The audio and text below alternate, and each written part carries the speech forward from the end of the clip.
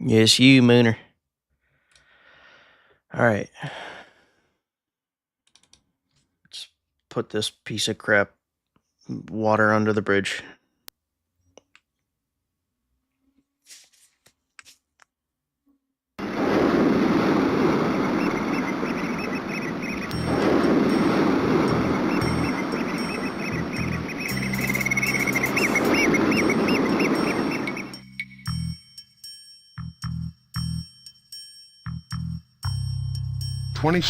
December 1924.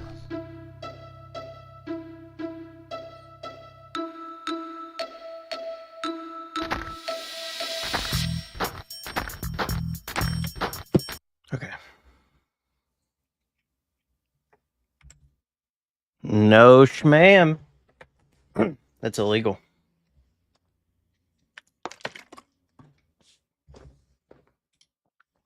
Unless... No, I can't think of a situation where that's legal.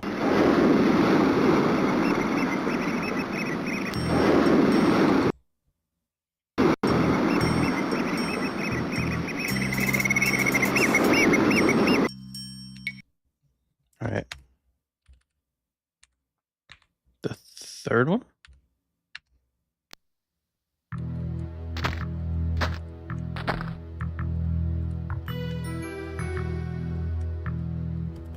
Whoops.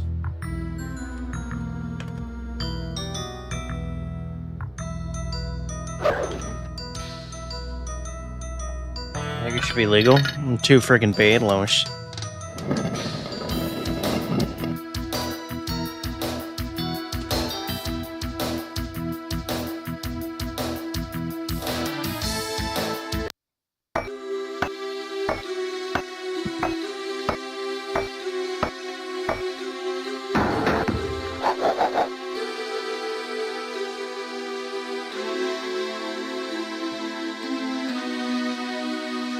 Rat, I lost my weapons.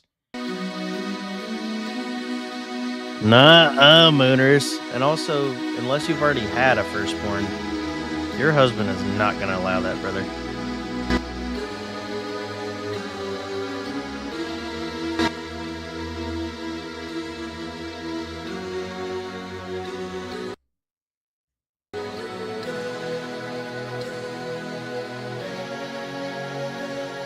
That's false money.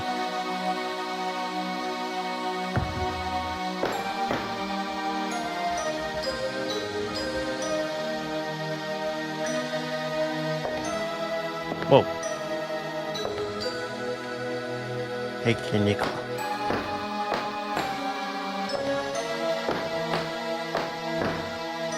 What's this thing? Oh, a crank. And a paper bag. I mean, this area looks kind of cool. It reminds me of the last game, because in the last game, Prext was a tree. So this makes me think that there's some, like, sentient demon being who's, like... And also, I just realized the, false money.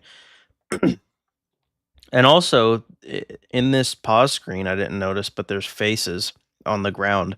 So I wonder if they're, like, maybe not necessarily Prext, but I wonder if there's a, someone who fell prey to the Lovecraftian rituals or the voodoo or something, and ended up becoming like a powerful being, I guess, that is stuck being like a root system, I guess. That would be kind of cool. Although, here's my thing. The what's it called? The poster for this game, the one that I have set as the thumbnail, makes it look like this is going to be like a water game, which is what really disappointed me, among other things. Like, the story sucks so far, the gameplay is trash. Like, I was hoping at the very least, I was like, okay, well, even if it's not the most interesting game, let there be like some mention of Cthulhu or like a giant whale or something, you know, something cool, because I'm obsessed with water and water related horror, but also just water in general. Like, I love water in real life. I love going to see like lakes and creeks and streams and the ocean and stuff. But I also have thalassophobia at the same time.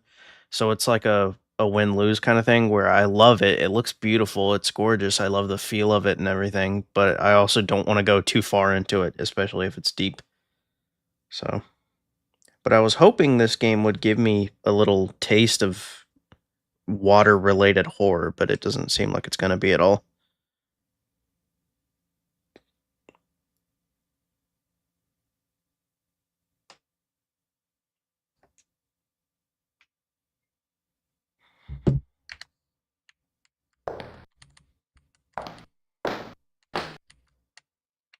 A torn notebook. A pipe cleaner. It's Stryker. They killed him. I'll make them pay for that. Who's Stryker? I know it's the old guy from the beginning, but who actually is he? Is he like another detective with my agency or something? Or my, police force? This, it means, S. Child was kidnapped. Ite, what the newspaper, monster obsessed. H, Hell's Kitchen, ages. I'm sure that Aleutian is in the cards. S, that the gang, Lar, and at high tide, FF, the world of that. L, if you can, lave to become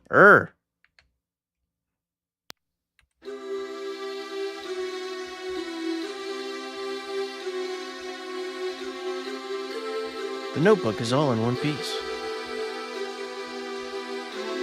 Where is it?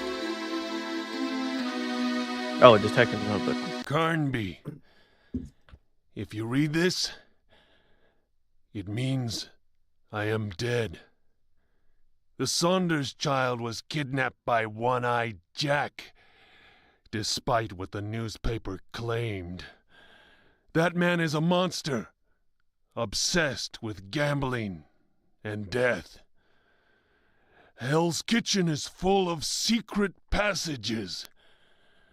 I am sure that for one of them, the solution is in the cards. Remember our poker games. I can also tell you that the gang makes whiskey in the cellar and transports it by boat at high tide from a cave. This is even more stupid. God. I can also tell you that the gang makes whiskey in the cellar and transports it by boat at high tide. So, the screenshots of this that I've seen that have anything to do with water or boat. God, hold on. Hold the phone. Leia. Siéntate. Hold on. This is going to bother me.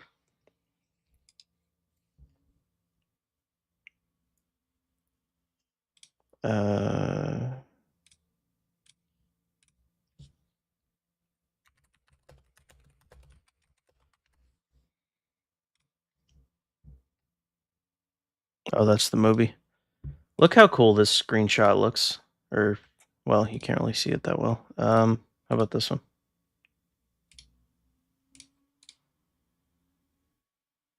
Where's the... Am I blind? I guess so. Look how cool this looks. That looks sick to me. There's this dude who's like being blown away. He's seeing this like evil pirate guy.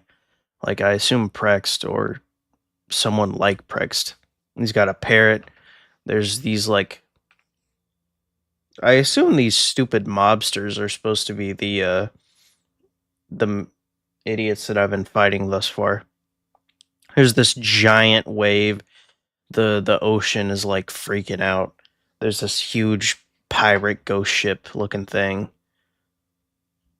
I can't remember if there was any other cool posters. That's closer to the one that I'm using right now for my thing. Are these like... Oh, they are. They're like little screenshots of the game itself. But yeah, it makes it look like it's this like super cool like ocean related Lovecraft stuff. But it's not at all, like not even a little. And the thing that bothers me now is that they're saying, "Hey, you know how this is water related at all?" It's because the zombies that live here are mafia gang members, and they're all, you know, they smoke their pipes, and they literally put whiskey on a ship and sail it. I don't know if they transport it as a good, like to sell to people, or if like they're just if there's supposed to be other gang members that are across waters that it makes it easier to get the whiskey to them by boat. But either way, that is so lame. Like, so lame. Hey guys, we could have done a lot of really cool Lovecraftian stuff with this game. I don't understand why people like this game. Like, the first one is so cool with the story and also the Lovecraft stuff. Because, like, the monsters are really cool, the implications of how everything is, and how, like, it's just a really fun deep dive into insanity. And, like, this one is just, hey guys, remember the bad guys from the last game? Well, they're all a bunch of Italian mobsters now. And they sell whiskey or they ship it across the ocean for their other Italian mobsters. Like, what are you talking about? The last game was so cool compared to this. Like, this is such. I know I keep saying it's a letdown, but I was not expecting to be this let down. Like, first off, I wasn't expecting to get as interested in the story of the first one as I am, because I was like, I have like a certain taste when it comes to old games, and like I can tell when I'm probably gonna like a game, and that's why I got Alone in the Dark. I saw the screenshots of it, and I was like, oh, this looks kind of like a survival horror thing, and I play through it, and it's not really a survival horror thing. It's kind of more of a puzzle thing, but it's still fun, and more importantly, the story is what draws me in. And then this one, they've gotten me attached. They got me hooked, and then they just throw me off the deep end. They just throw me into the ocean, make me walk the plank. Like, it goes from super cool story to just watered down lame bullcrap. I don't know. It's just stupid to me. Whatever.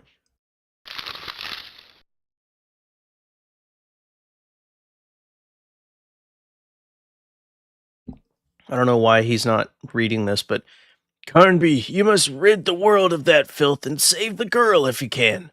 It is time for the slave to become stronger than the master.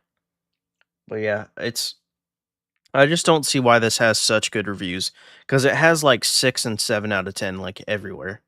If you look on Steam, it's mostly positive. Like, the port isn't bad or anything. It doesn't run poorly or anything like that. It's just how do you actually enjoy this? How do you say this is a lot like the first game? Because it's not like the first game at all. Like, not even a little bit. The gameplay is somewhat similar at times, but anyway, let's see. I feel like a lot of those people have to just be like nostalgic over this. They're probably just like, oh yeah, I remember this game. I had so much fun playing it as a kid. It was so cool to be able to play the sequel because it's more. But just because it's more of a story doesn't mean it's good. Use the newspaper page on it, then you'll... Oh, wait. Wait, what? Huh. Was that supposed to be like an invitation?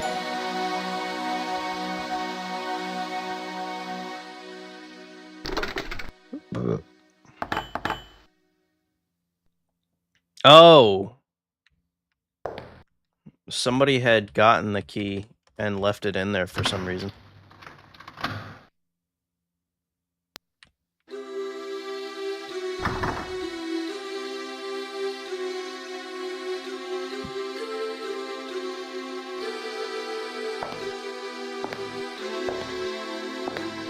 Okay, no.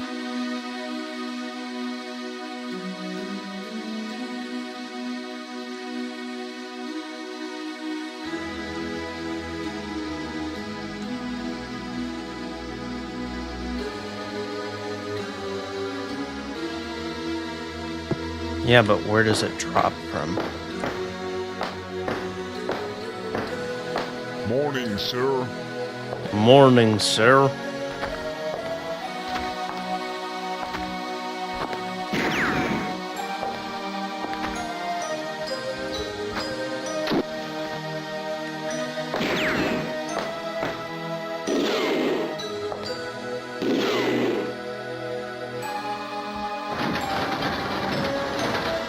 Oh, weird. Whoops. It's doing that weird glitch again. Hold on. The first one had that weird glitch too. But anyway, I thought the barrel was gonna drop, not swing.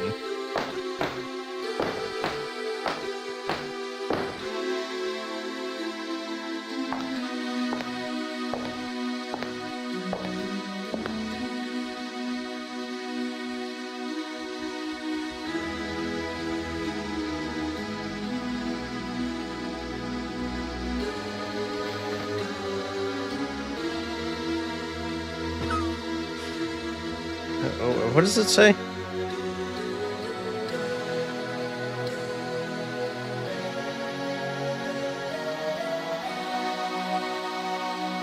To get his attention, blow up the paper bag.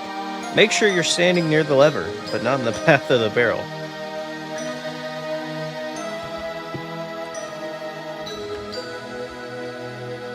Hey, you. Oh. Interesting. No. What? Oh well.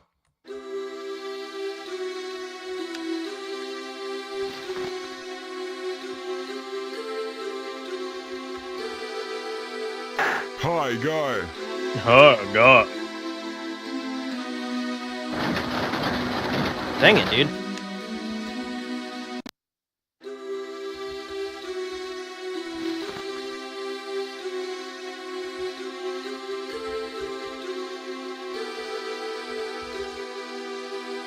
Morning, sir. Morning, sir. There we go. Yeah. That's the same cutscene that they use for If You Die. That's so silly. What a fall.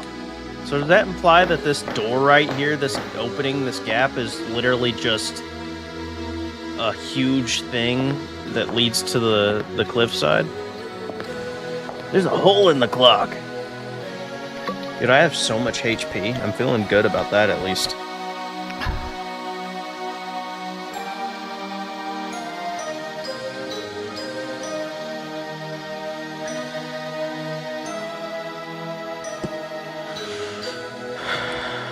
What was he saying? Life and times of the freebooters and buccaneers.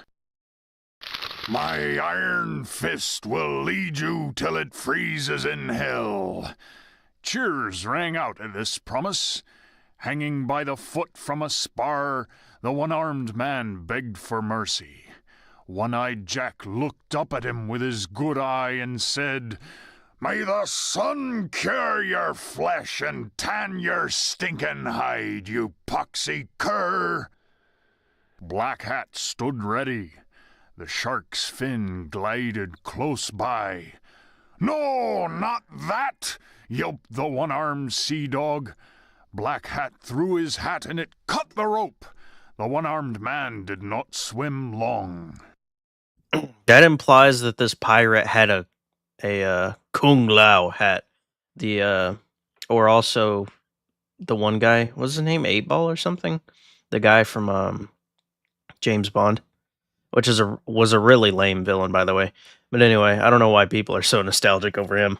But anyway, yeah, where is it? Black Hat threw his hat and it cut the rope.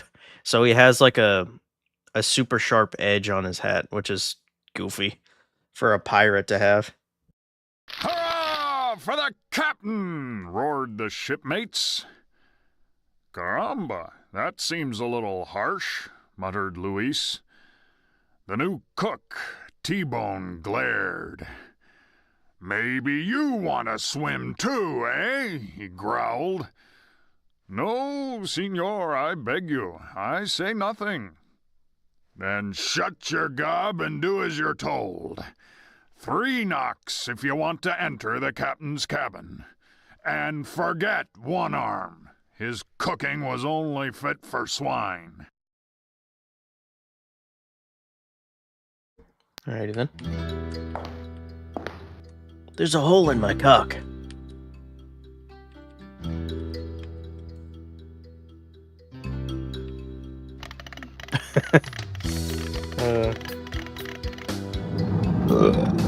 My only guess is that's why people think the graphics might be better, is just because there's little, like, glimpses into stuff like that. There's, like, little...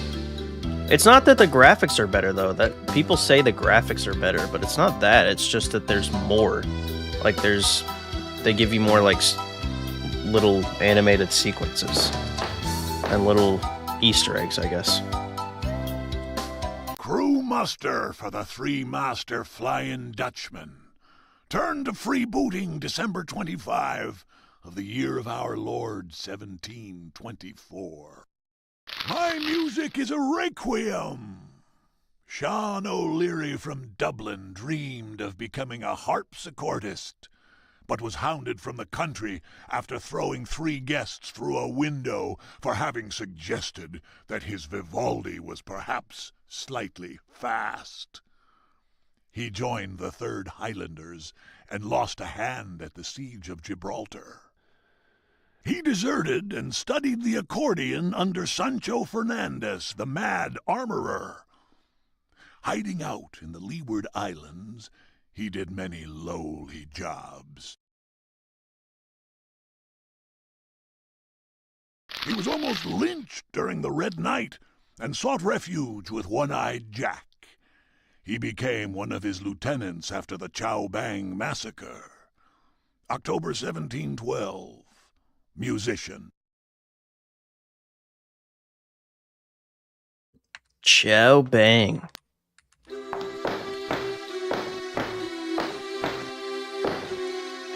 Cartridges for a riot gun.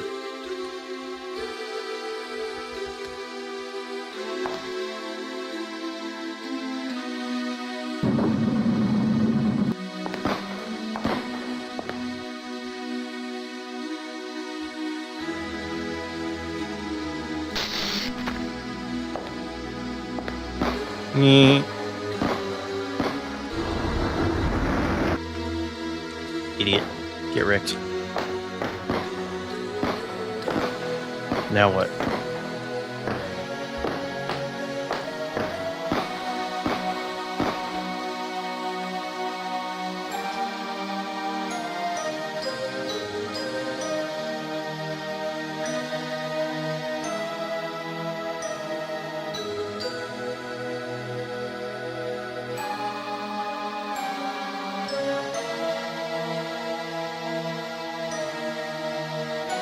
So, there's a door over here somewhere.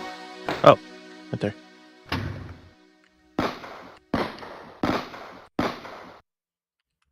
Let me save again, of course.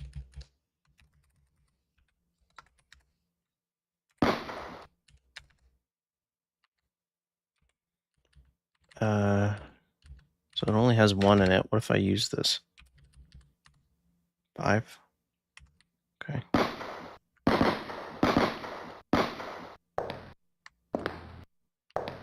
Says there should be bad guys in here somewhere. Get to the battle door. What does that mean? I assume they're just talking about this other door over here. Oh, right there. What's a battle door?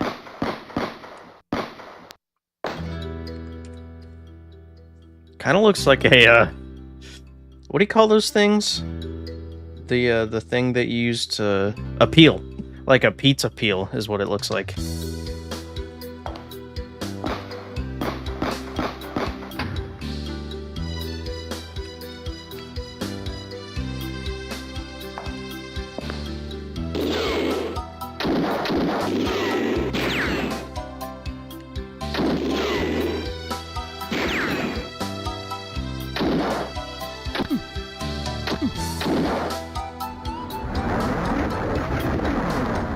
Oh crap. So I have to make every shot count. I probably shouldn't have even loaded yet. Loaded the gun yet.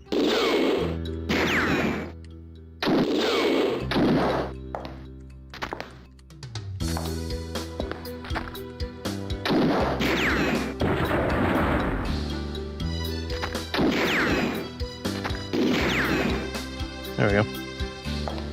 Nice-oo.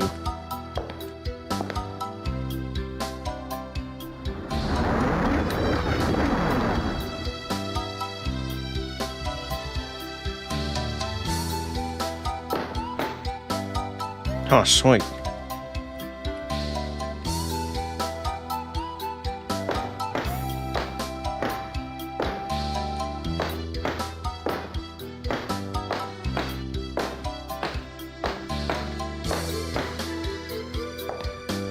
Alright, now what?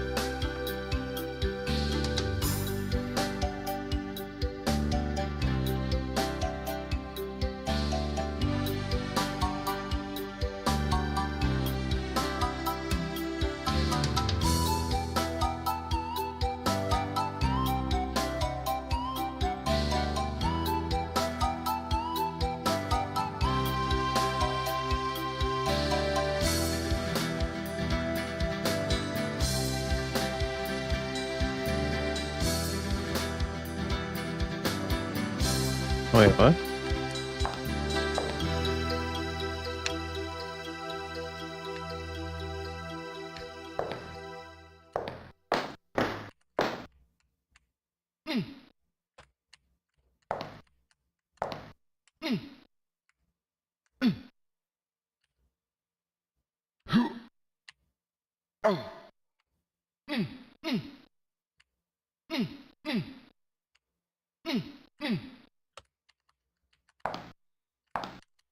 How was I supposed to know that they were all supposed to be diamonds? Because all of these aren't diamonds. So why would I have known that?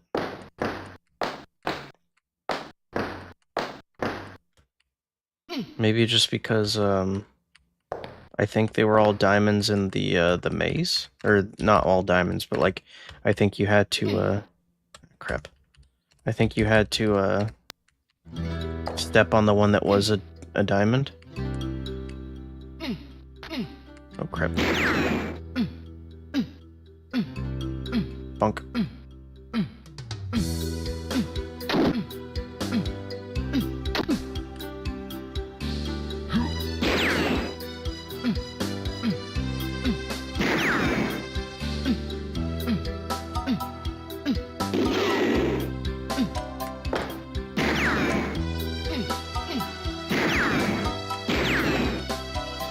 How much HP did I lose? Not a lot, honestly. He doesn't do that much damage. I could honestly beat this dude up.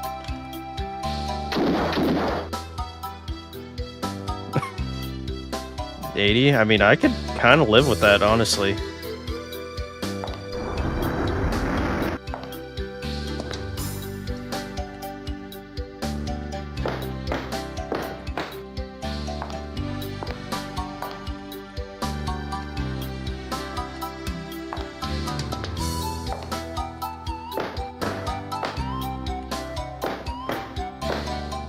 Oh, look. Another book.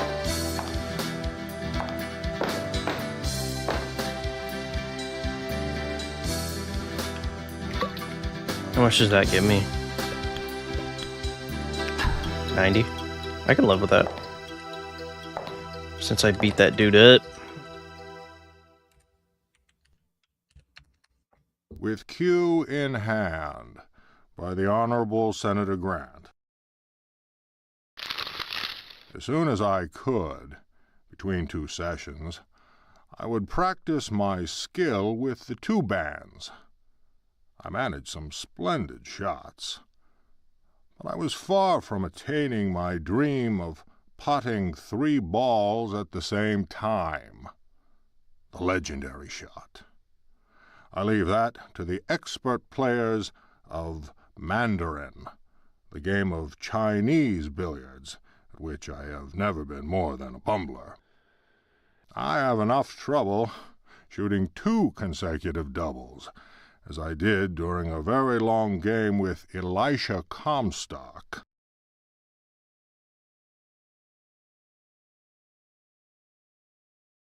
Yet I did see a ruffian by the name of DeWitt accomplish what I had thought was impossible.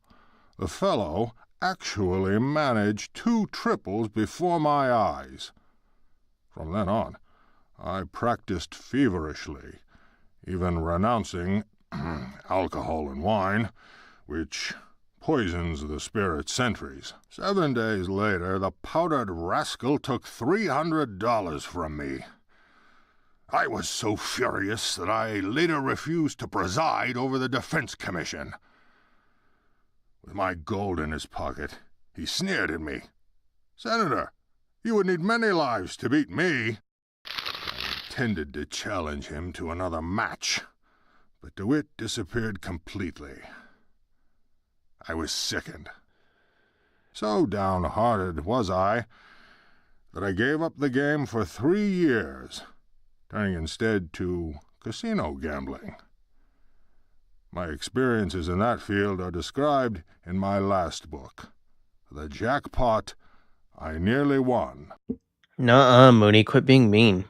Not everybody can have a nice voice, jeez. Crew muster for the 3-master Flying Dutchman. Turn to freebooting December 25 of the year of our Lord 1724. From Innisfree, Tom Flaherty is better known as T-Bone. He ran off after setting fire to Donovan's Inn and sailed the China Seas. At Yantai, he joined up with 2 sushi experts fascinated by gold, the Cookies. They were accused of raiding Madame Jojo's gambling house.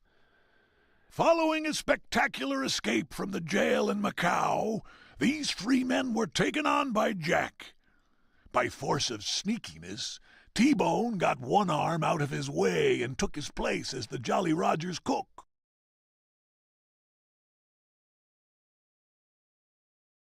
T-Bone is a master of the blowpipe and likes to leave his 2 mates to carve the meat. Joined 24 March. Cook. Interessant. But okay.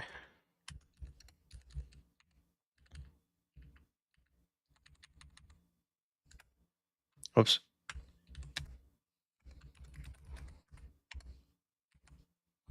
No, prove it, Mooney. Prove it. Prove it. Prove it. Prove it. Prove it. Prove it.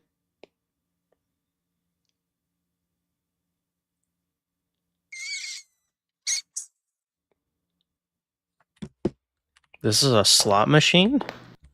I thought it was just like a random thing with a lever on it.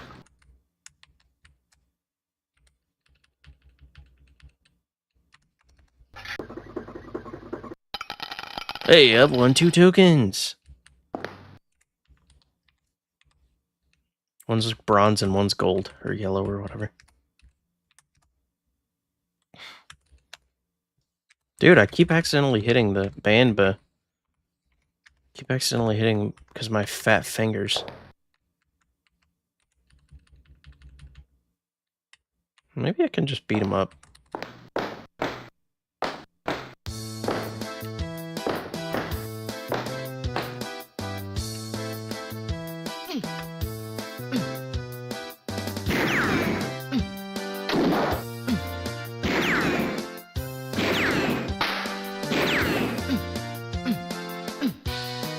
Spamming, spamming.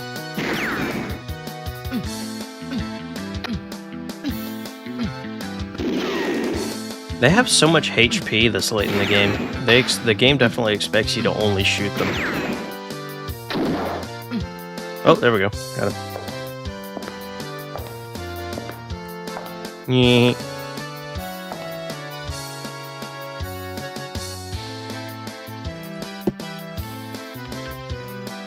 The Santa Claus suit.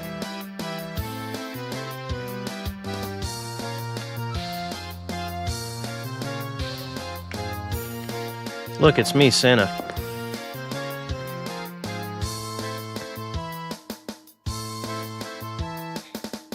Yeah, I beat his butt. All right.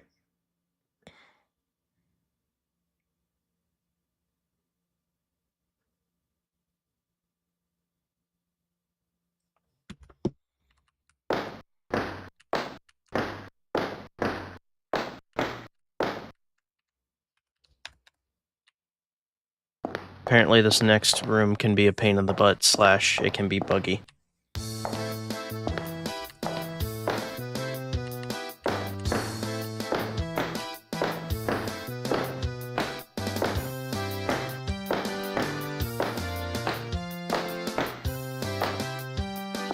I beat you upstairs, huh? That's not what I said. I didn't say I wanted the popo on me. Is he gonna follow me? No.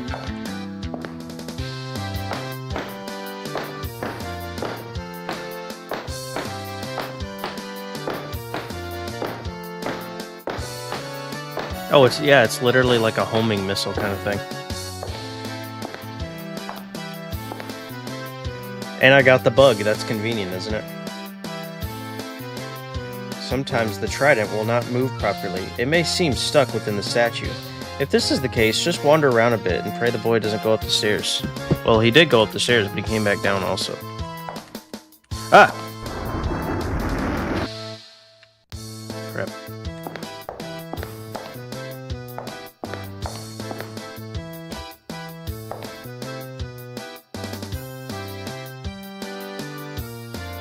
Lots of money to be with the husbando? Nah, you wish. I don't have the money.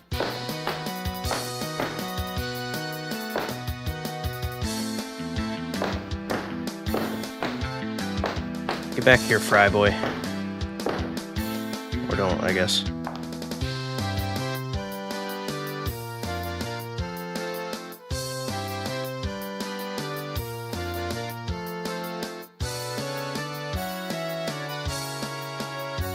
In here now. Does he? What? He like glitched out up there.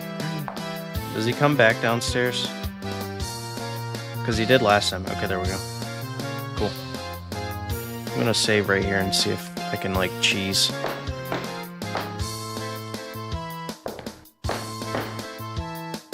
I'm so nervous the trident's gonna start flying at me before I'm ready.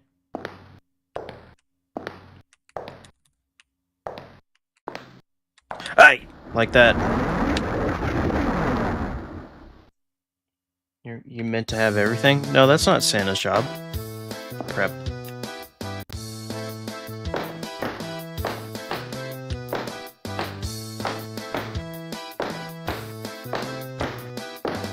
Come on, come out.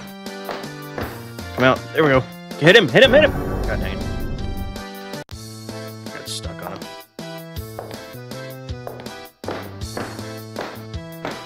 Move it, or lose it. Ay! I didn't mean to go that close. How is it even supposed to hit him? He's like a third my height.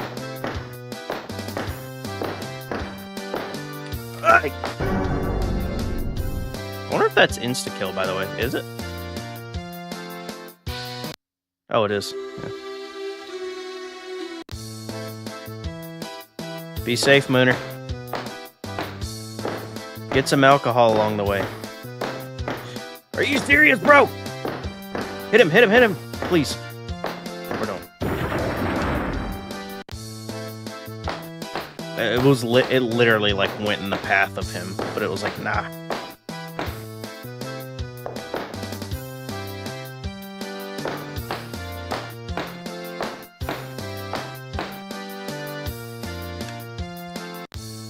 I want to get him before he goes in the kitchen so I don't have to wait for forever and hope that it works.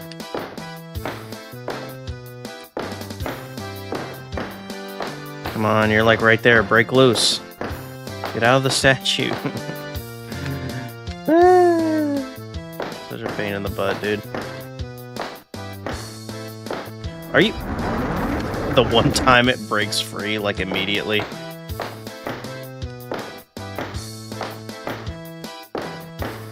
Come on. Come on, you know you want some. You know you want to get me. Come on. Or don't.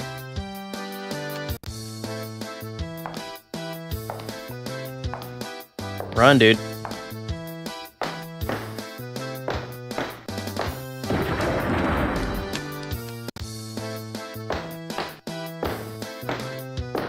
It seems to like it if I go in that corner a little bit. It also seems to really like the messed up camera angles.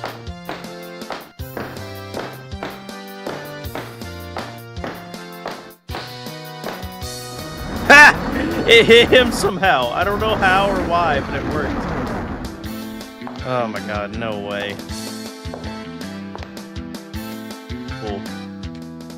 I'm very surprised that worked. I don't know how. I'm not gonna complain though. Anyway,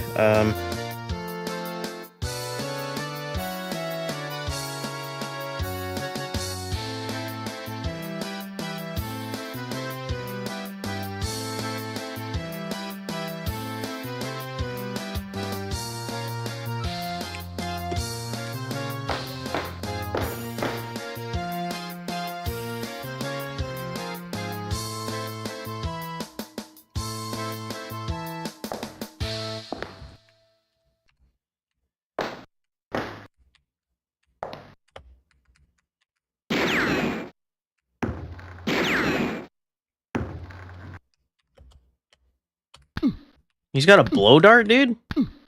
Lucky.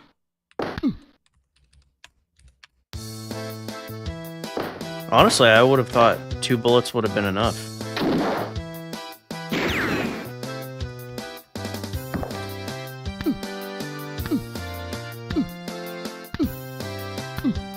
I can't attack him.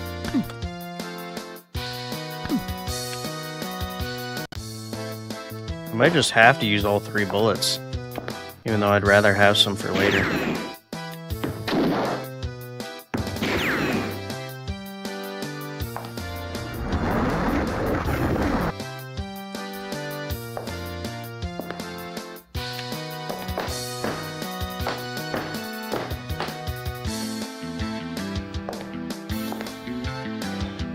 Okay.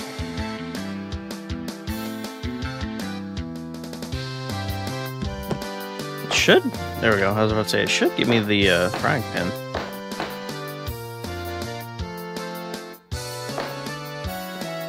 Itchy.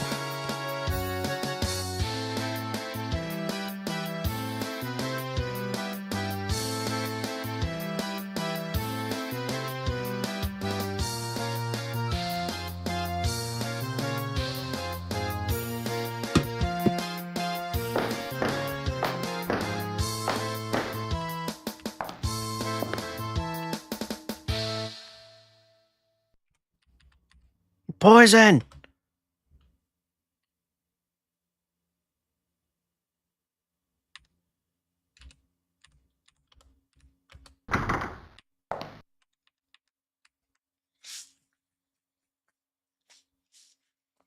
I like to think that there was a couple gangsters in there and they were just like, no way, dude, wine?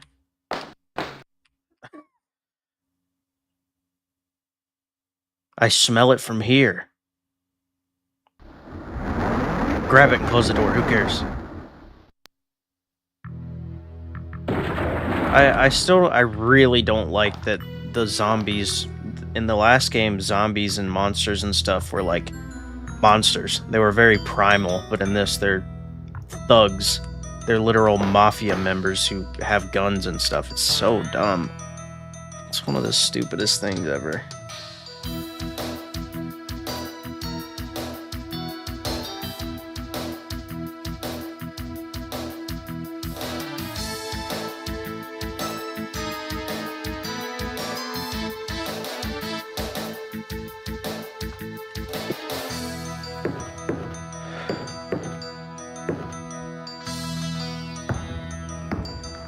Wish I could take those guns on the wall.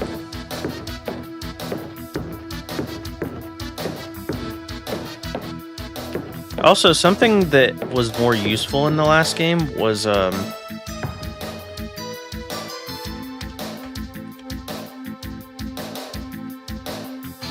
what?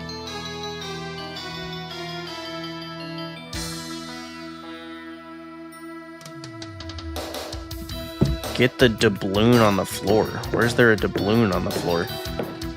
Anyway, something else that was way better about the last game is you actually had to do stuff. In this game, you're mostly just shooting. Like, you're doing a couple of random... What doubloon on the floor? What are you talking about? The guide says to get the doubloon on the floor. Where?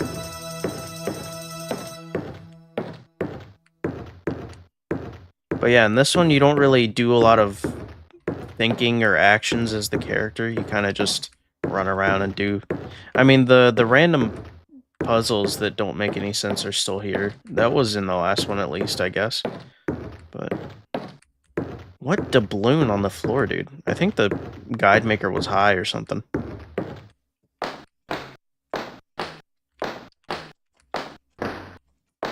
¿Qué pasa, Leia? Why are you so itchy-witchy?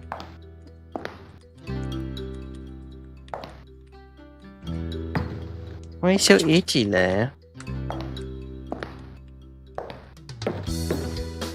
Did I already pick up a doubloon? No. Then I'm confused. Maybe a glitch?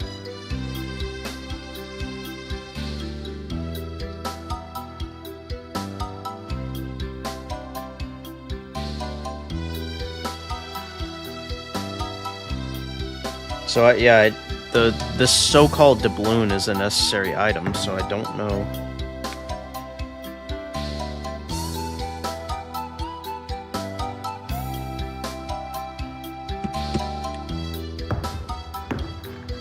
If this is like a glitch.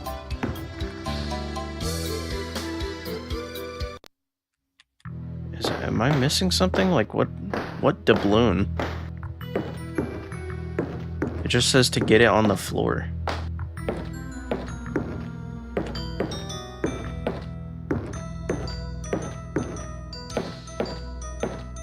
But I definitely don't see anything on the floor.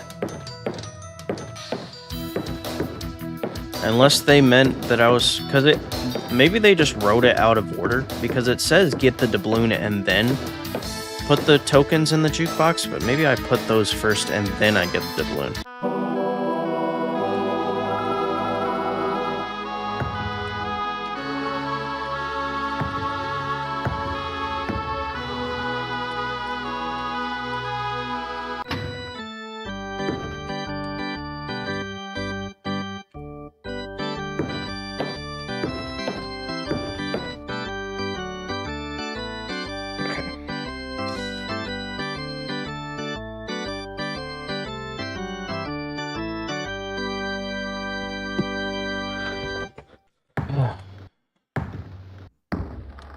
A Thompson.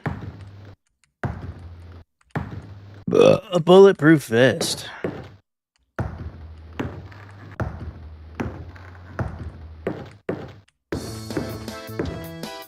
A loading clip.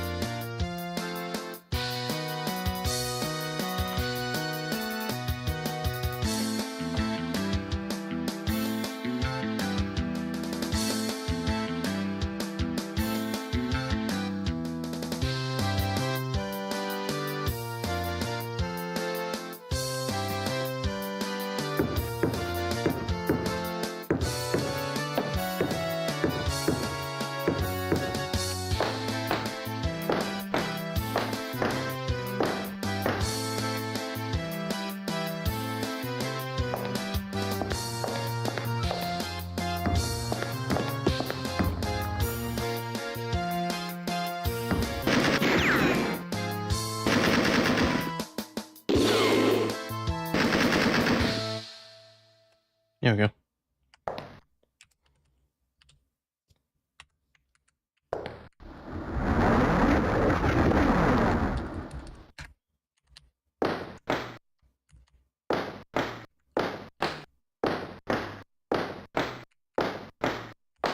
Look at that big moose head or whatever that is.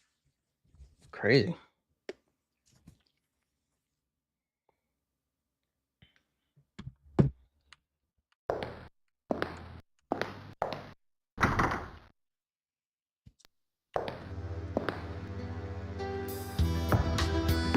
Look at that cool picture. The glowing eye.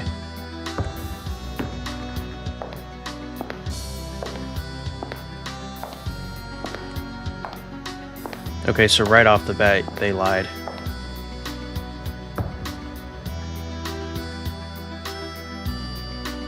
Enter the door on Carnby's left. Yeah, this is the door on Carnby's left, idiot. I assume they meant on Carnby's right. This one? Yeah.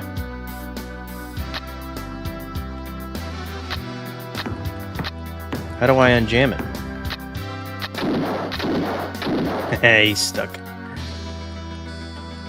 How do I unjam it, though?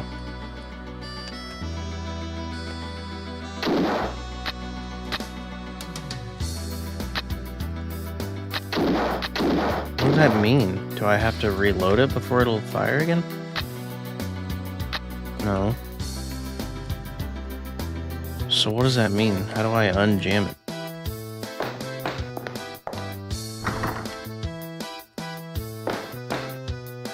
Yeah, this is Carnby's right. Dip. Head. Anyway.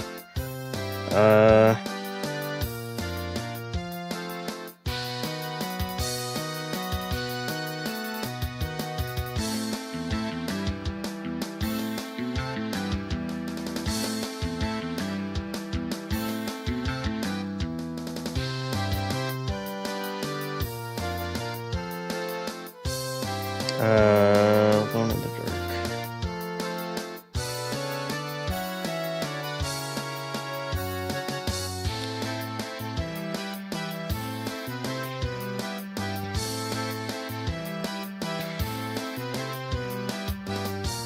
Oh! Did I get one of those? No. That sounded familiar for a second, but no.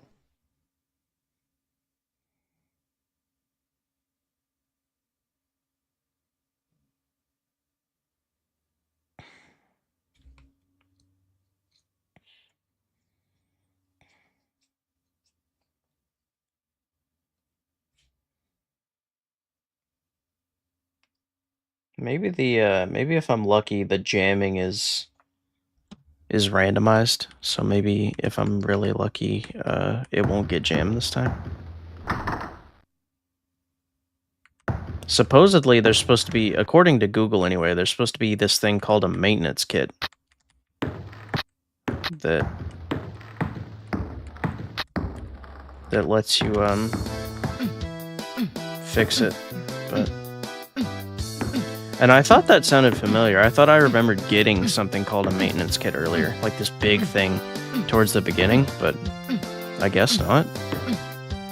Maybe I did, like, on one of my saves, and then I, like, died on that save, or, like, I screwed up, so I was like, eh.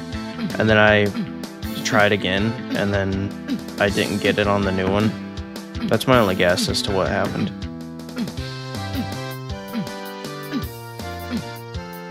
Can this dude die? There we go. Jeez. It's a good thing he got stuck. Ew. Very lucky. What is that thing?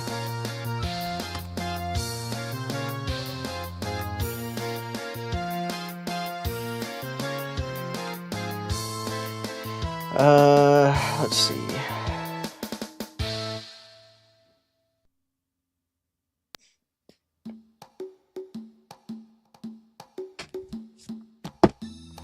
What's a derringer? Is that this thing?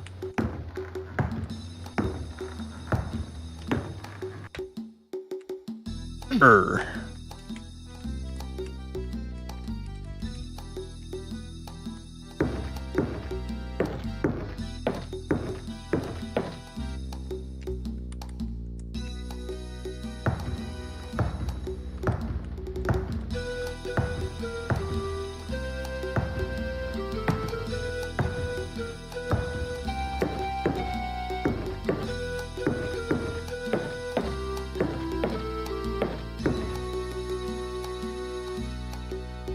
Crew muster for the three-master Flying Dutchman. Turned to freebooting December 25 of the year of our Lord 1724.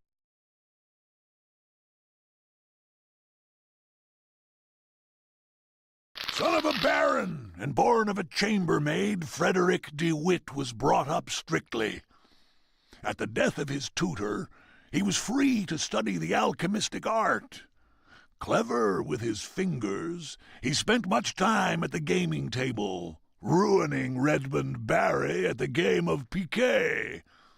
An adventure with the Countess of O forced him to join the Navy. He soon deserted his ship.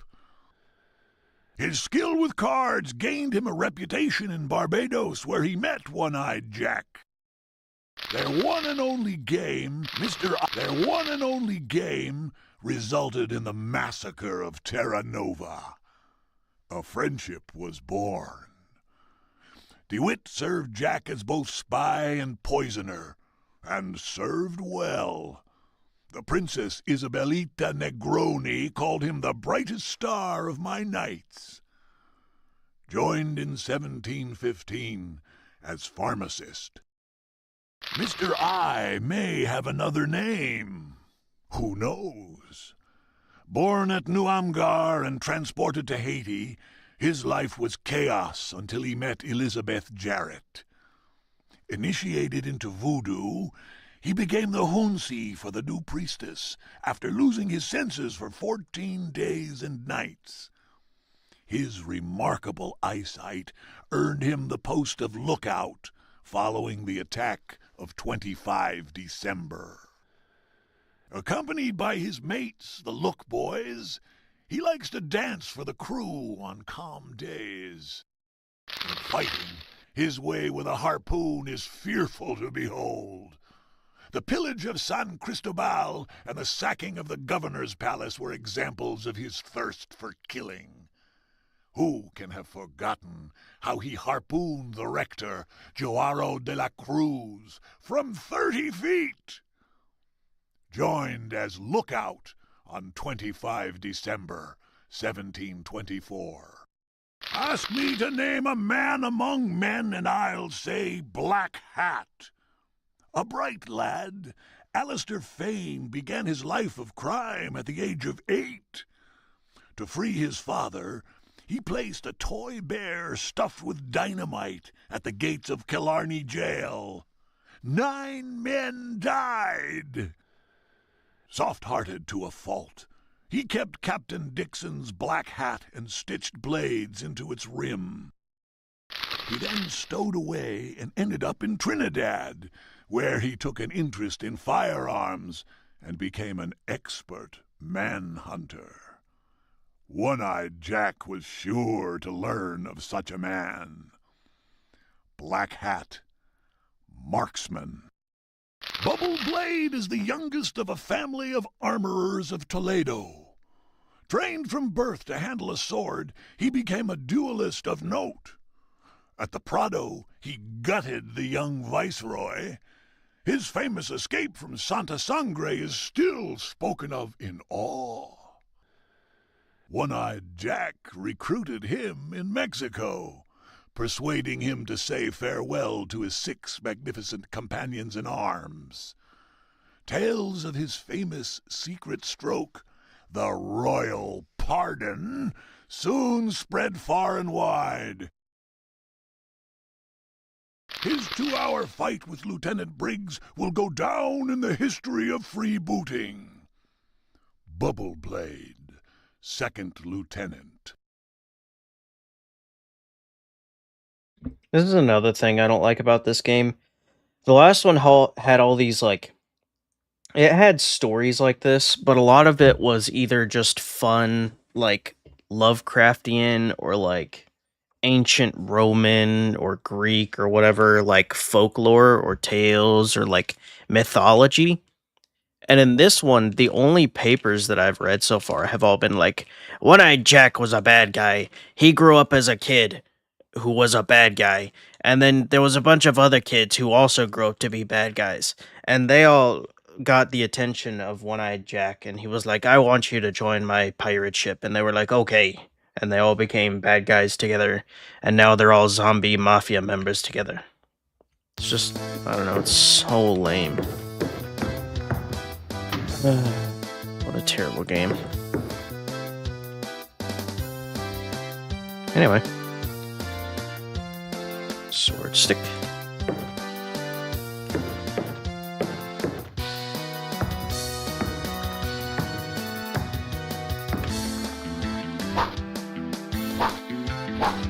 Are these hitting?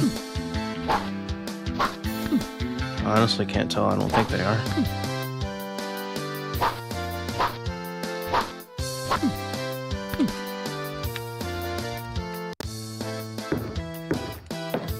What a terrible camera angle, by the way.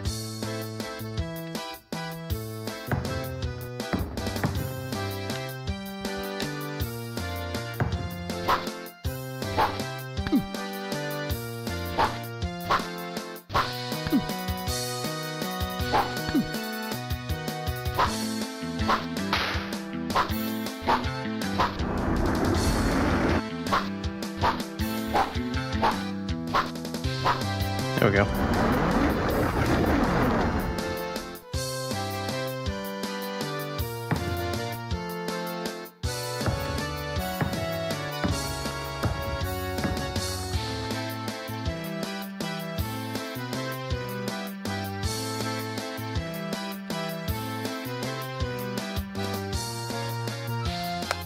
Hi, Mom. You should take a nap again.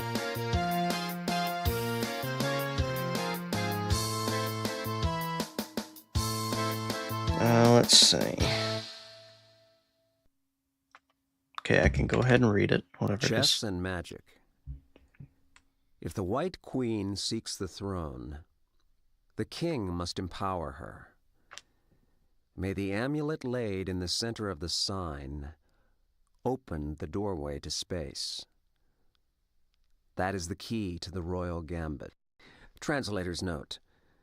This Gaelic poem might have helped Crowley to defeat Tartakover, the man who fed the devil in the box with gold. That's gross, Mom. You should quit school. Especially since you have a job. Imagine being at school. Ugh. I mean, having a job is gross too, but...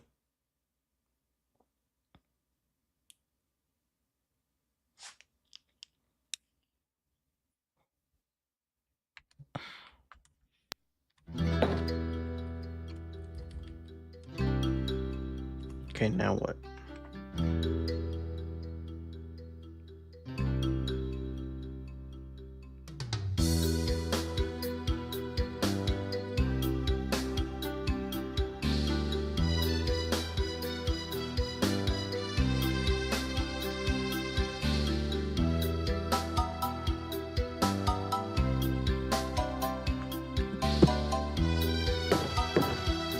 For this thing?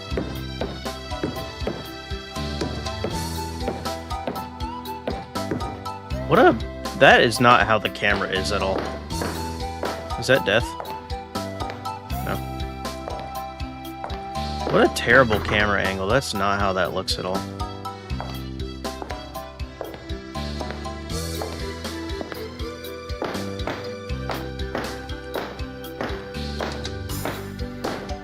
Hold on, look at this. So... Where was the bad camera angle?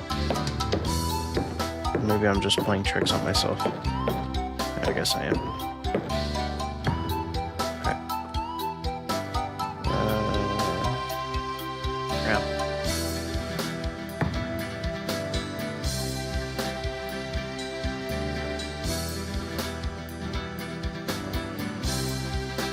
we go.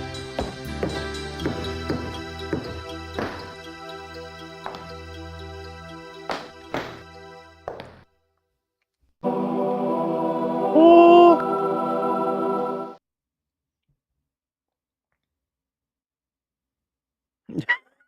I just ascend. Oh, that's funny.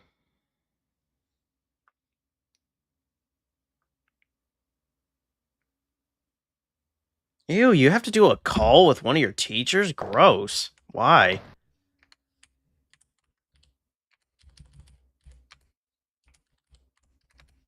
Dear Mr. Jack, sorry, stop. We have no more red balls for the tree, stop. Hope you got the case of champagne. Again, sorry, stop. Hector Coward, Xmas Acme Limited.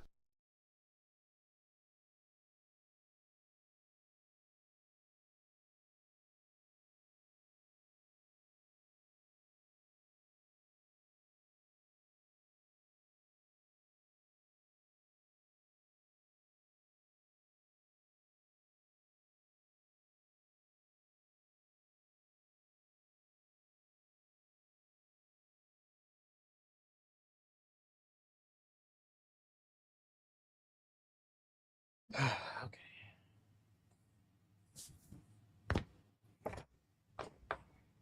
It's an online class? Yeah, but so?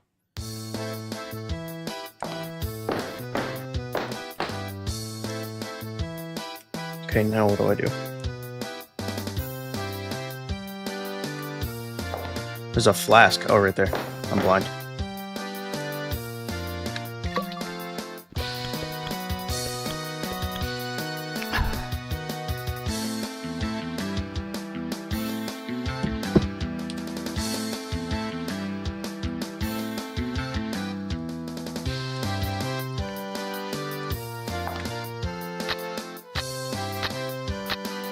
So this is still completely useless to me.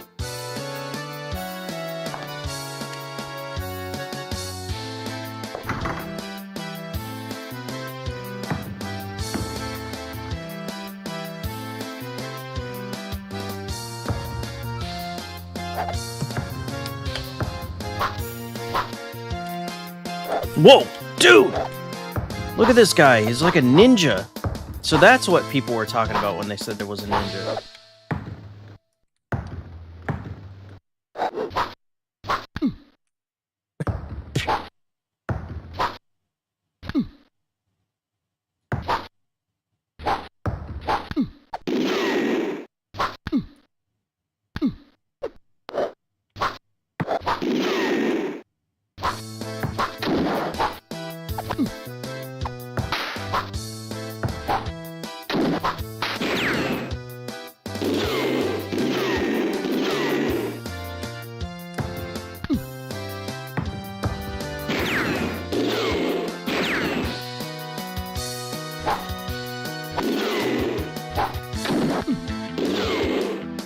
How much HP do I have right now? 55, really? Wow.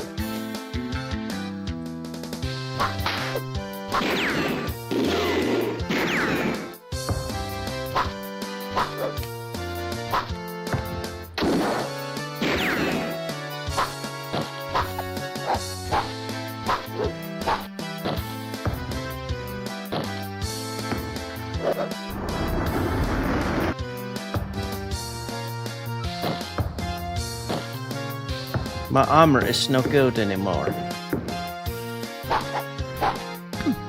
Nothing even happened. I didn't even get hit for it to say that. Is it just like a timed thing where it lasts for like one battle? And then after that it's like, anyway, I'm done. I wish this hoe would die, dude. Is he literally like unkillable or something? Because none of my attacks are hitting him.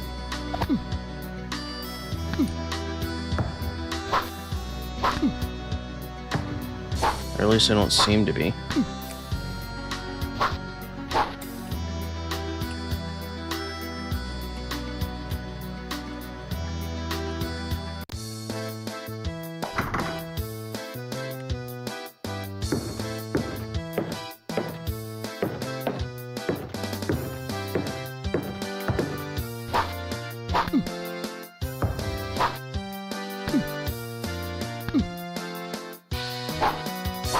What if I do hand-to-hand instead?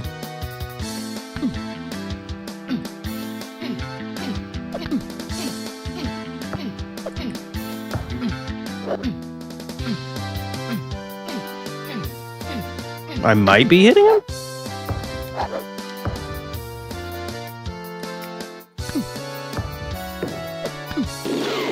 Move it.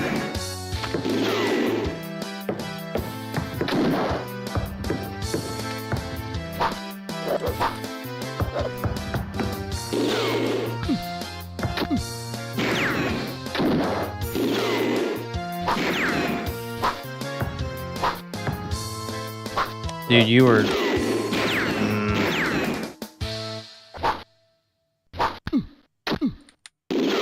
This fight is so bullcrap, as most of this game has been.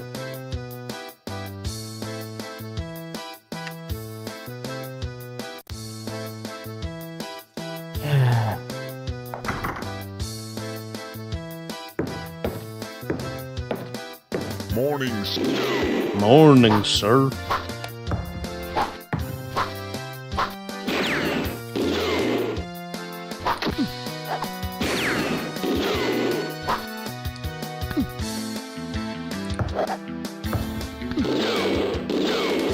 I could sprint.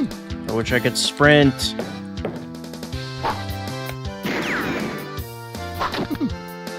Frick off, stupid ninja guy.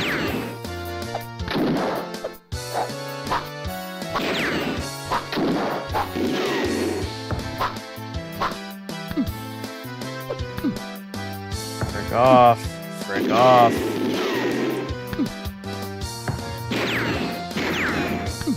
Frick off. Frick off. Frick off.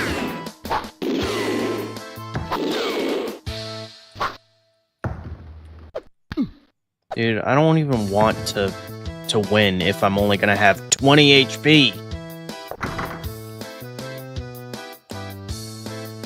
Drawing is evil? Me when I lie. I love your art. Like, a lot. Morning, sir.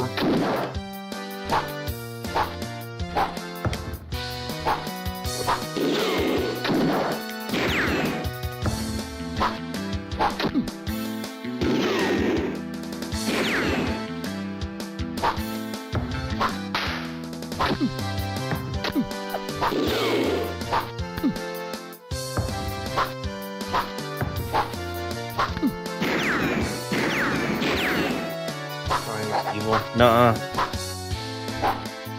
Liar. Liar, liar, mom on fire.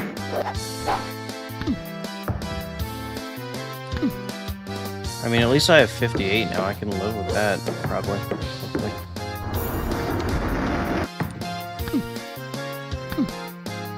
Dude, move! Piss me off.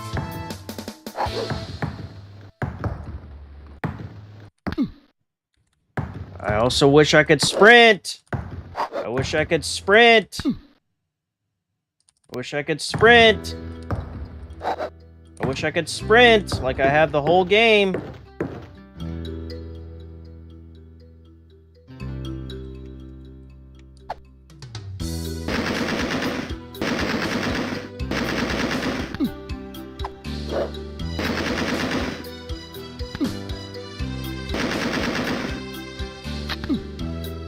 Gasp.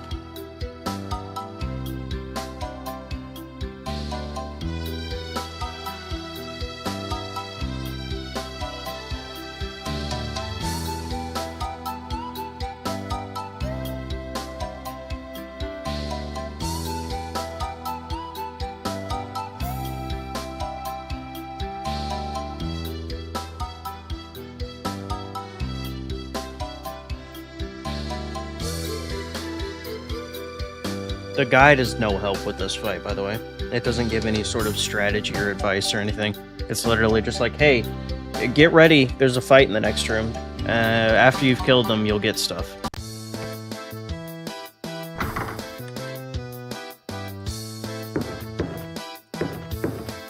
Hey, you.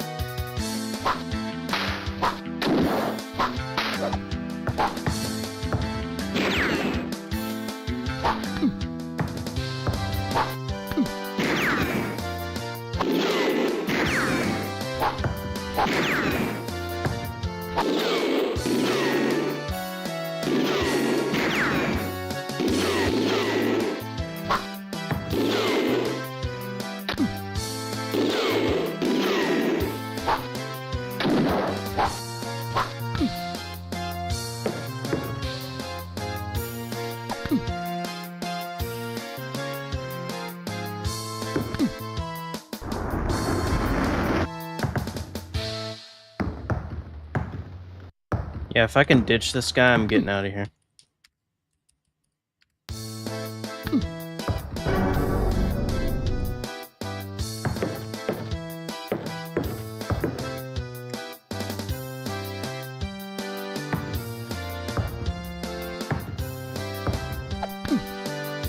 Sprint, idiot.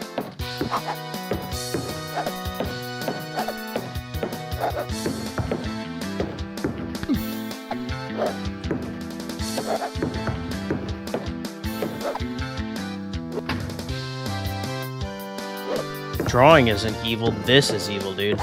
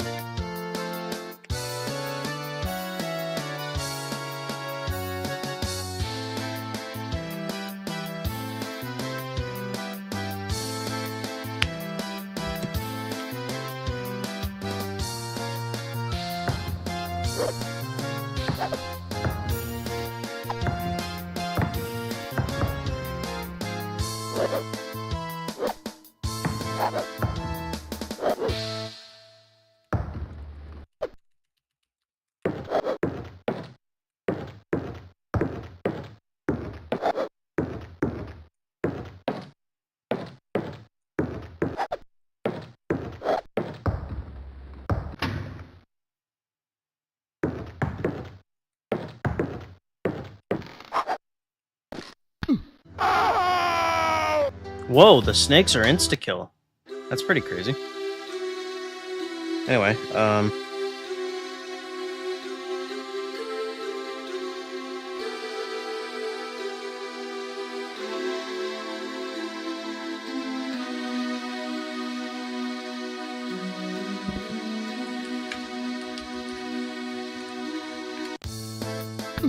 the guide honestly makes it sound like I should just fight this guy and kill him.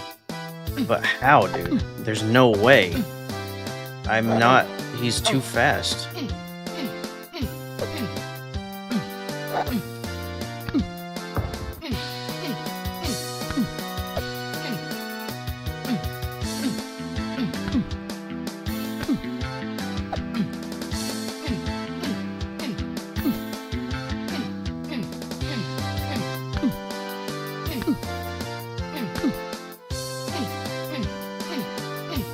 The sword stick doesn't work against him.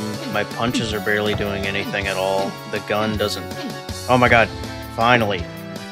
Please die in a fire, dude. I will save just in case. Like, I don't even care that I have... Never mind, I was going to say, I don't even care that I have 19 HP. If that's what I have to do. If that's how it has to be. Wow. 30. That's how bad that fight is they give you 30 for having fought him.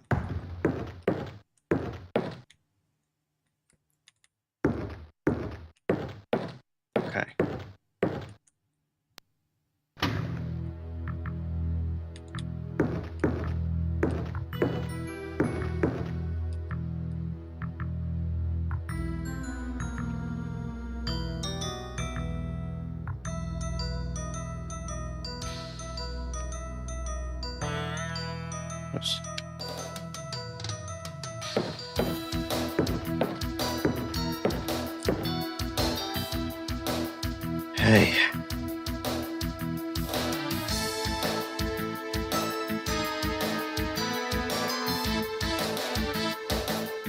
Itchy.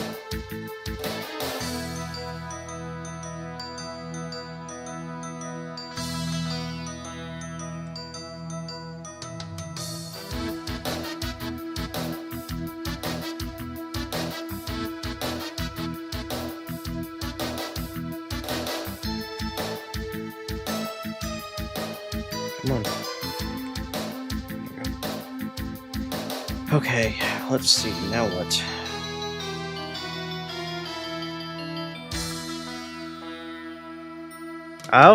I like how I thought I was gonna beat this in like under an hour.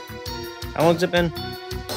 The stream yesterday was around 40 minutes or so, or 30 something. This one's been just over an hour, so I was like, oh yeah, I'm gonna beat this in like literally the whole game in like 45 minutes. But no, all these actions take a lot longer than I thought they would. Like, a lot longer. Because the way that the guide is written, the guy's just like, oh, you just have to do this thing and do that thing. But, you know, to do those things in real time, especially while reading the guide, it takes some time.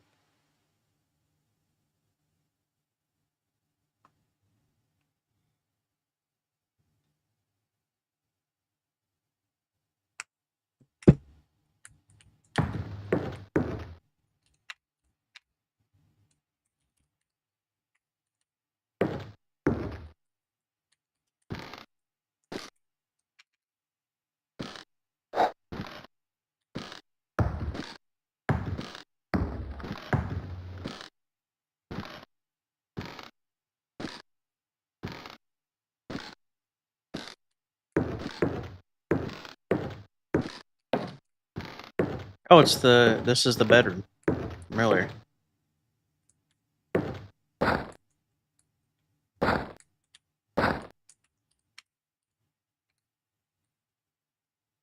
No.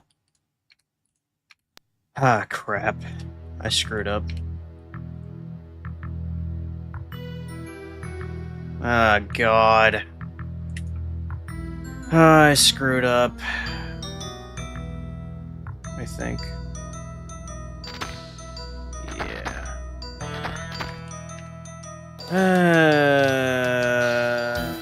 Now I have to fight him again.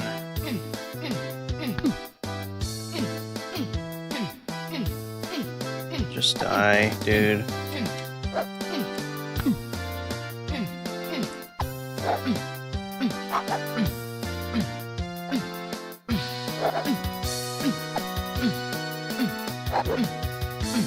Yes, please just get stuck in a loop like this. Did I do it? Oh, thank God. Oh, yes, sir. Oh, that went way more swimmingly than the other times. Oh my God, yes, sir. Okay, cool.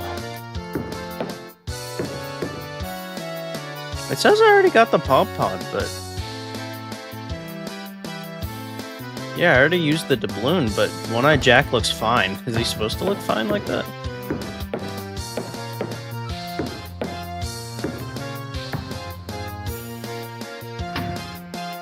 Or the One-Eyed Jack in the Box, I guess.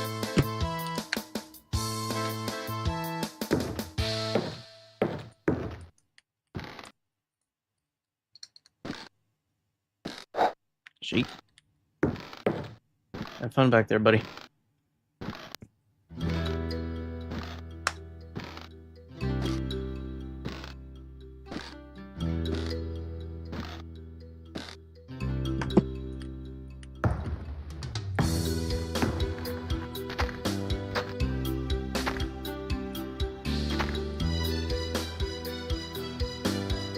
There we go.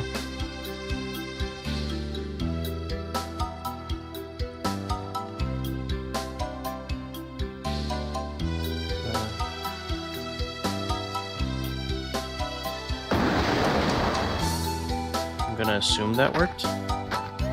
Hopefully.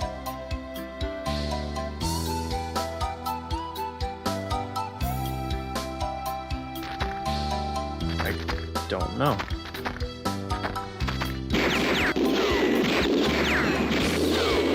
Did that work?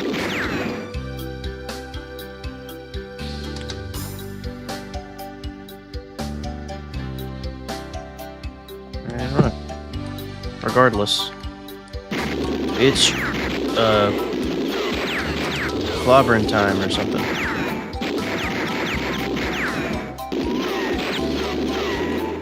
Where's the other one at?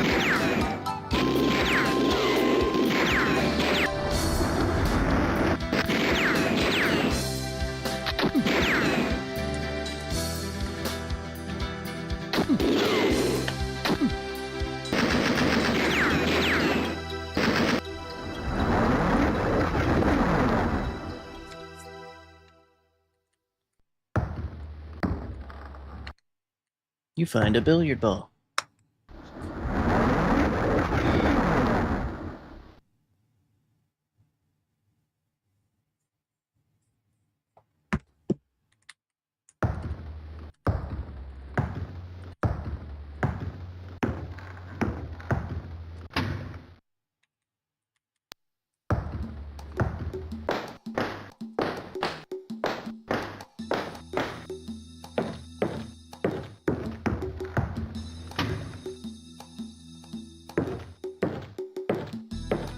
Cereals and videos.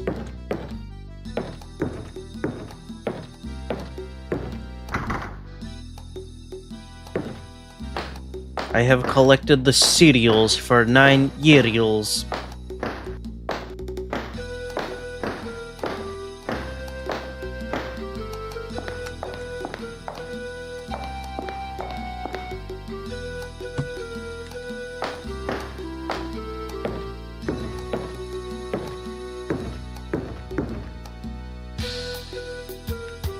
Oh, that's what the Derringer was. What is that? Just like a random pistol, I guess.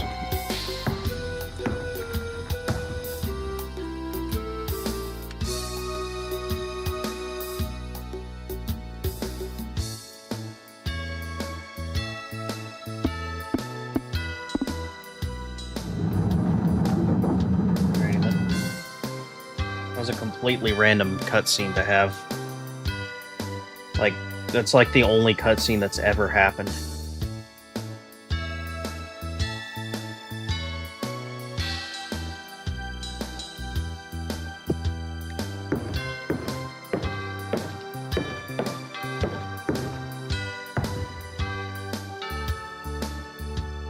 This one? I reckon.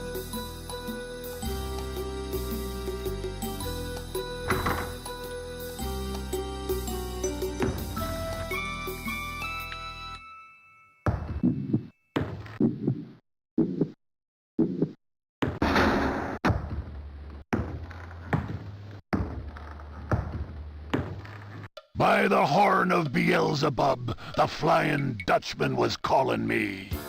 It was like honey to a bee. You mean pollen? Because I don't think bees are attracted to honey. I could be wrong, but I don't think they are.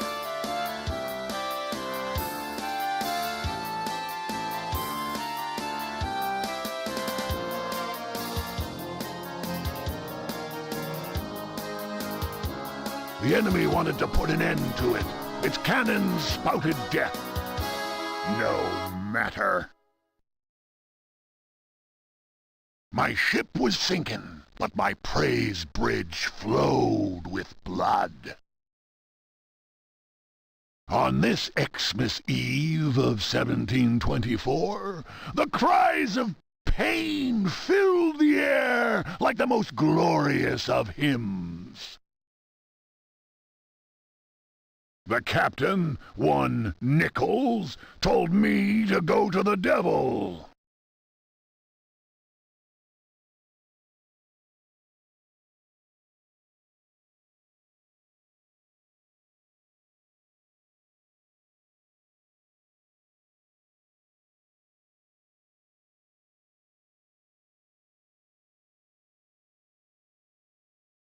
He died cursing me.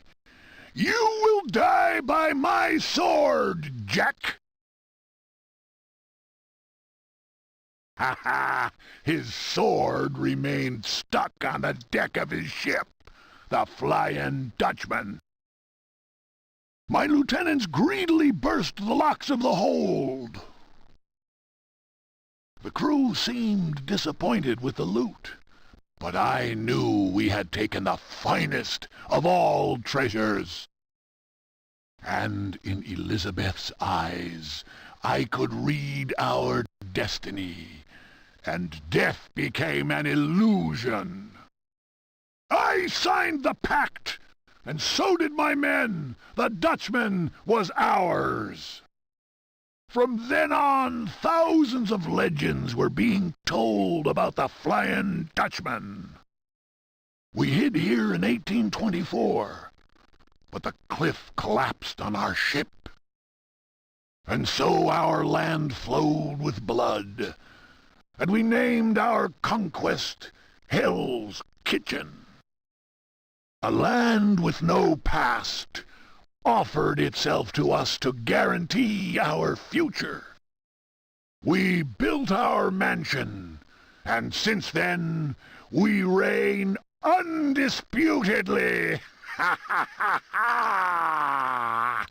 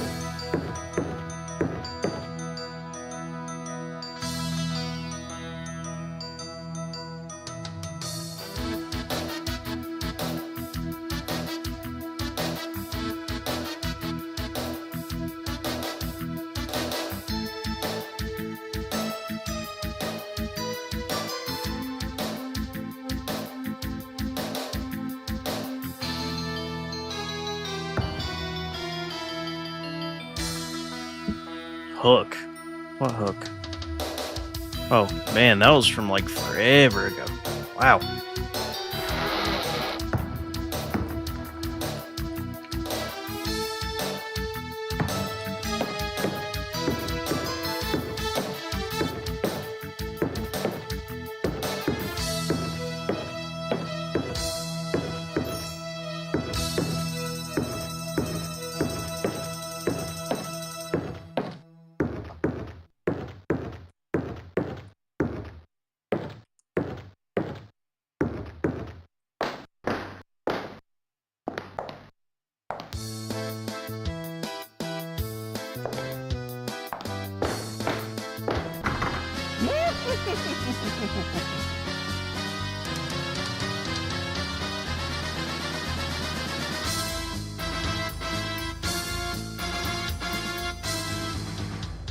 Nor.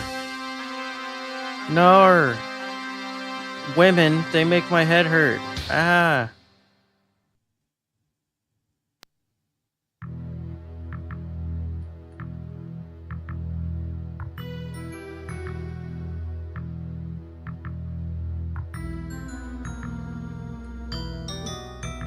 Whoa, calm down, moaners.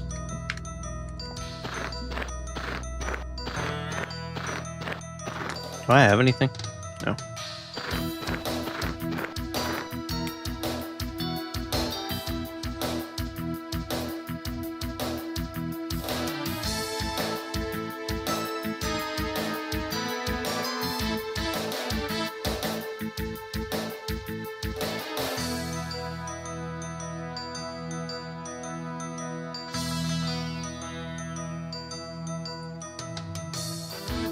Move the board. What board?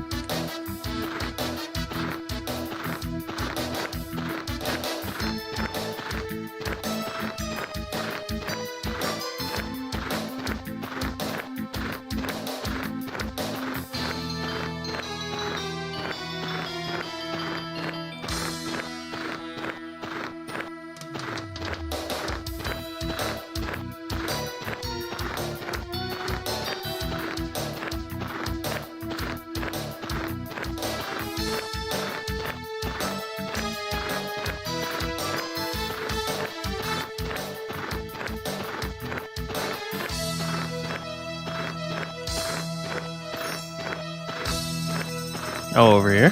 Question mark?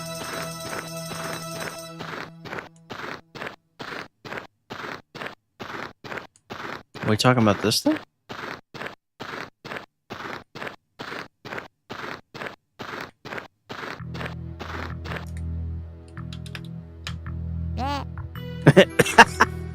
Nah.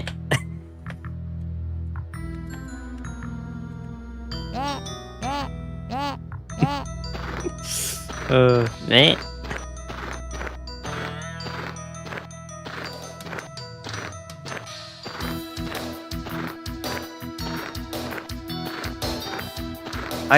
The guide says to move the board, but again, I think the guy who wrote this was like high or drunk half the time. I think he meant to say move the statue.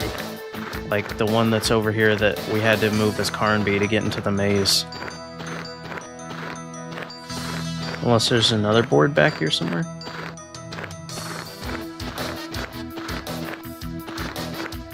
I don't want to piss off the guard. Yeah, my only guess is that the idiot who wrote this meant to say push the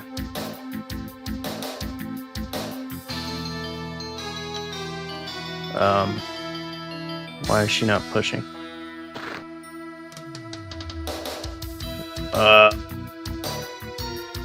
What?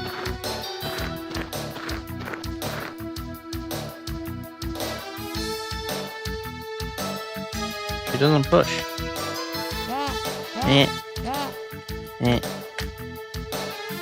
I'm confused. Where am I supposed to go? Was it supposed to start me somewhere else or something?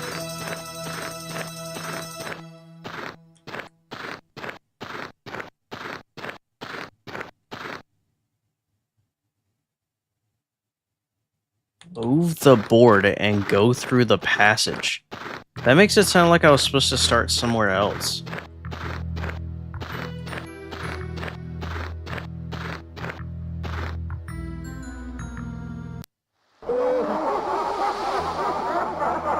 Is that supposed to be Carnby hanging in the background?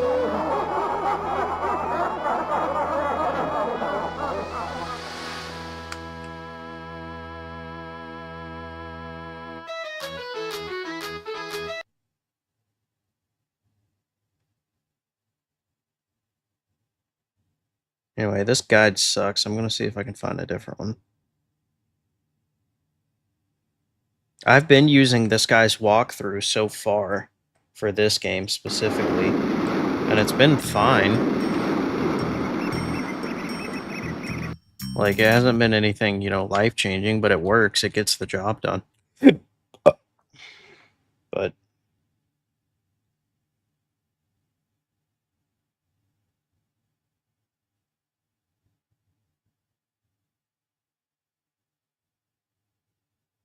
no, this walkthrough says the same thing. First thing, now push the planks so you can get out.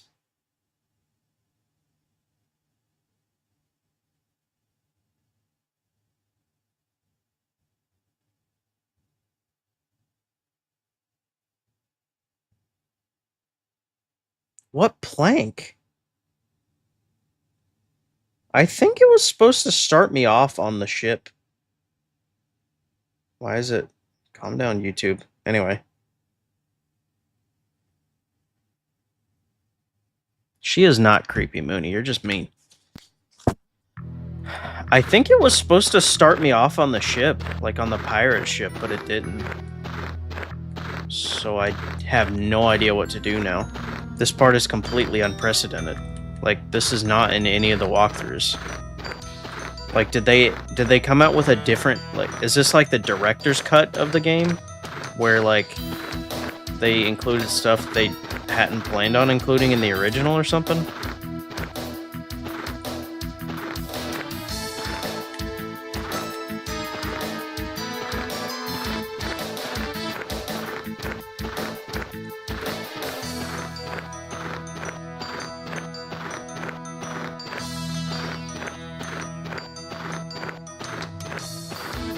Doesn't look like I'm supposed to climb the car like that one guy did.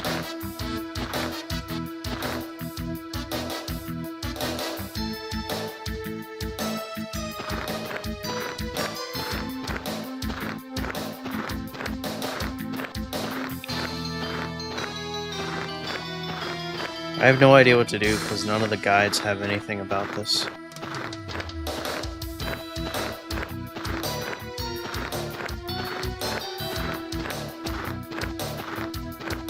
My only guess was to either push the statue or go over to this weird looking gray thing over here. But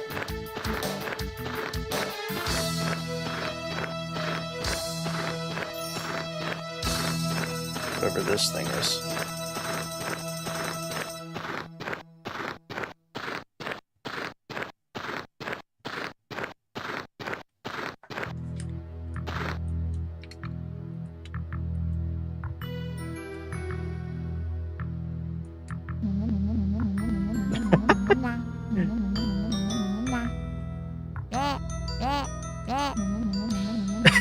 You can like taunt people.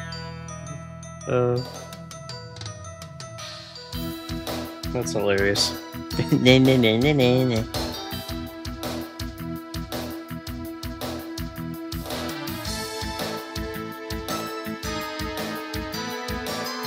This is the same walkthrough. Somebody just... Dude, that's messed up. Somebody just copy and pasted someone else's walkthrough and pretended it's their own. Unless it's like the same user, just with... Like he has 2 different accounts or something, maybe?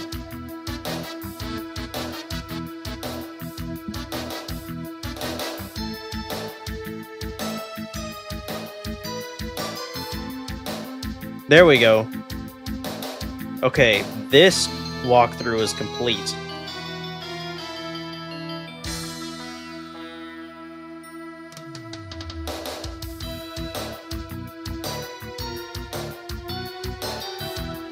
This walkthrough actually tells you what to do.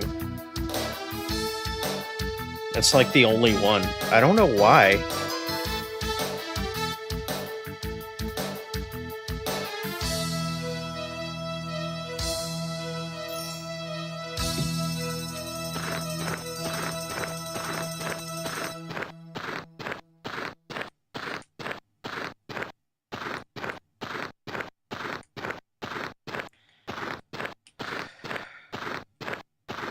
They definitely must have just like changed. This must be like a different version. There must be different versions that were released. Whoa.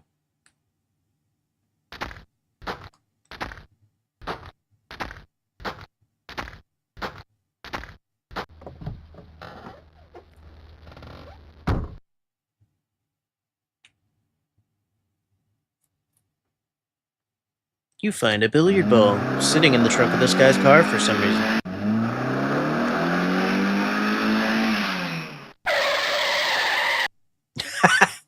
Yes, that's how driving works. And also, of course, we only needed to drive like 10 feet.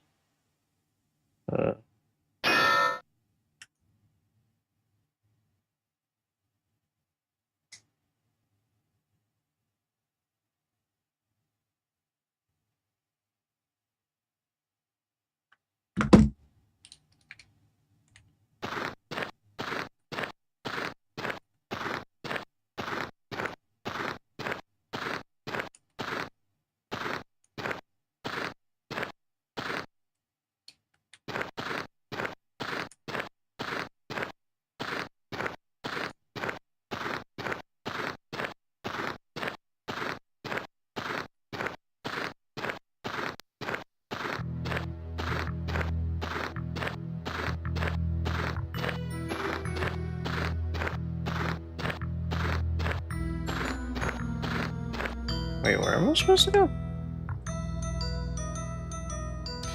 Go to the left of the screen. Where, though?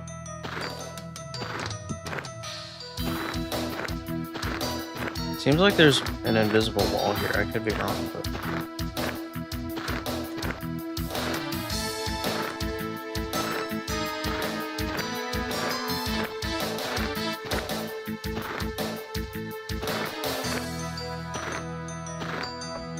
Run, Grace. Bleh. There we go.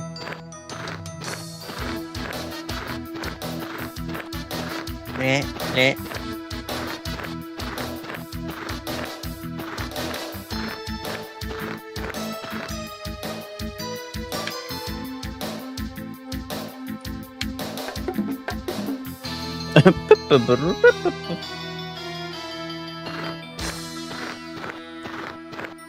Okay.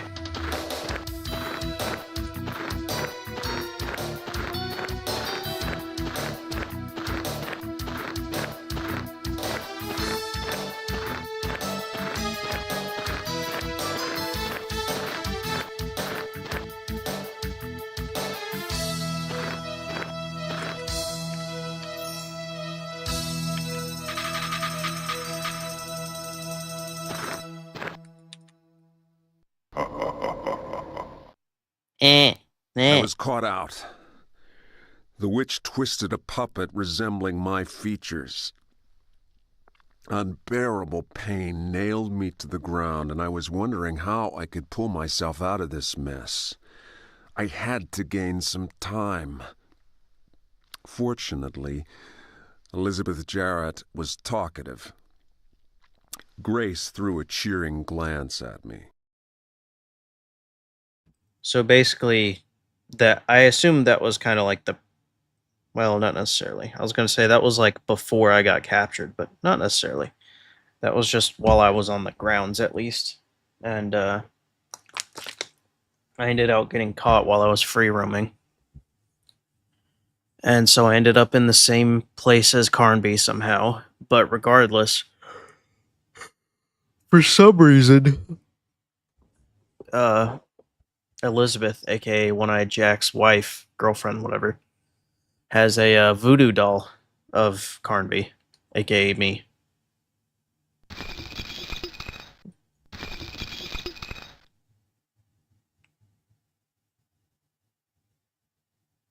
More than 2 centuries ago, Elizabeth Jarrett arrived in Haiti. I was then an innocent young girl, but Cotton, my tutor, taught me contempt. In hiding, a slave of his taught me to ride the shadows.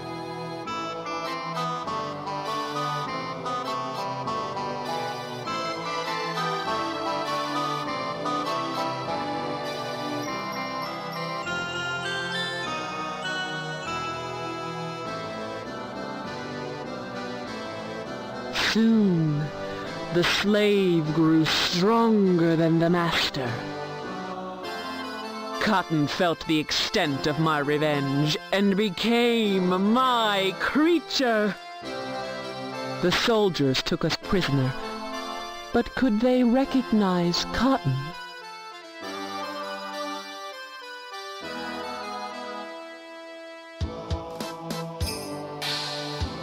From then on, the Flying Dutchman was my jail. I could see the desk where the captain hid the duplicate to the iron's key. My spirit wandered. One-Eyed Jack heard my call for help. My soul guided him, and death is my ally. He and his crew would become immortal, and every 100 years, an innocent girl would turn old for us. A gust of freedom freshened my jail.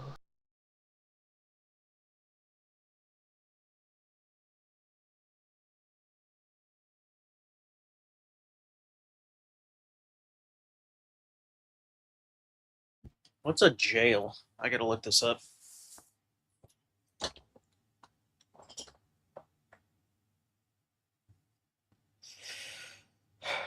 Oh, it literally just means jail.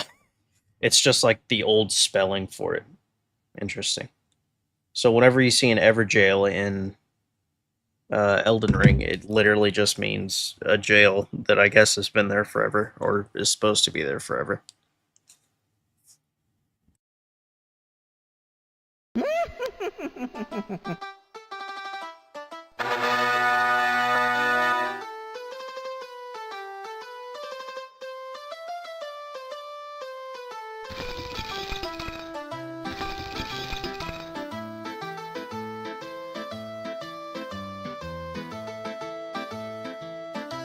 There we go. So yeah, basically what it is for some reason the people who wrote this guide and the other guide, there's only 3 main guides. I don't know if there's no, there's only 3. So there's 3 main guides. 2 of them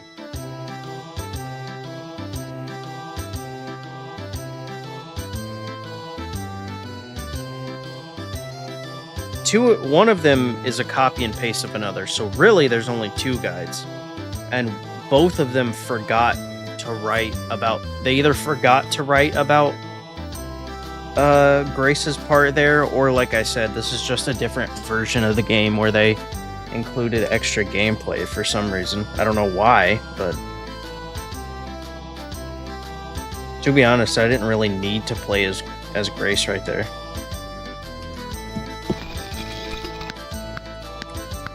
Did I save already? No.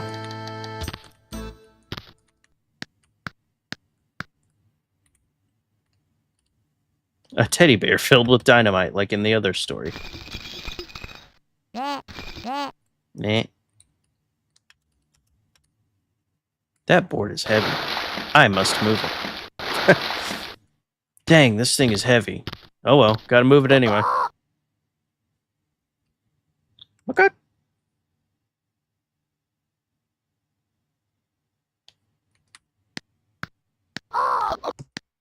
What?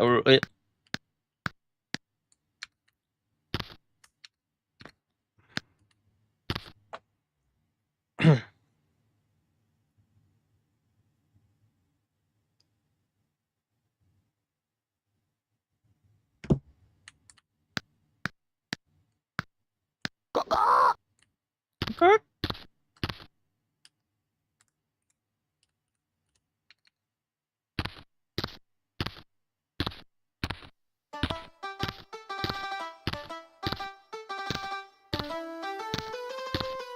I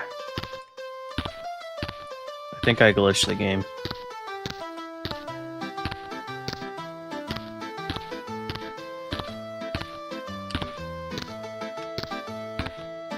Did I glitch the game, or is this supposed to be happening? Because I don't think it is. Oops.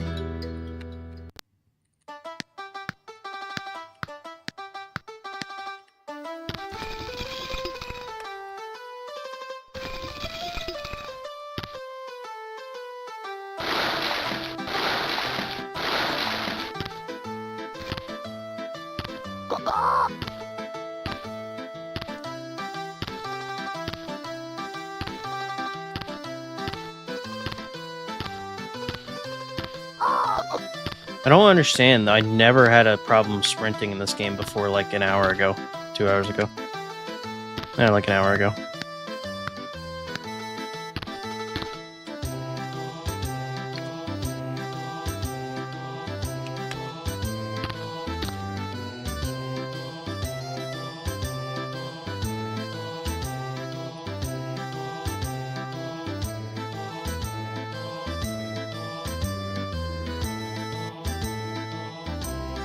Num num num num.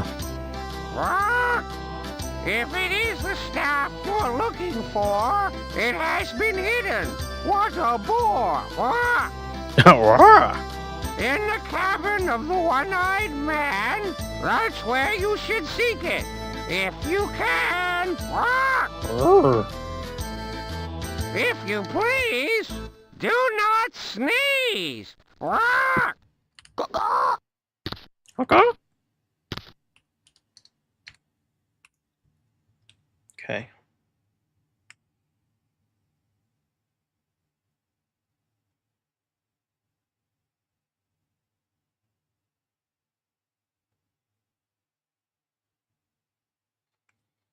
Itchy.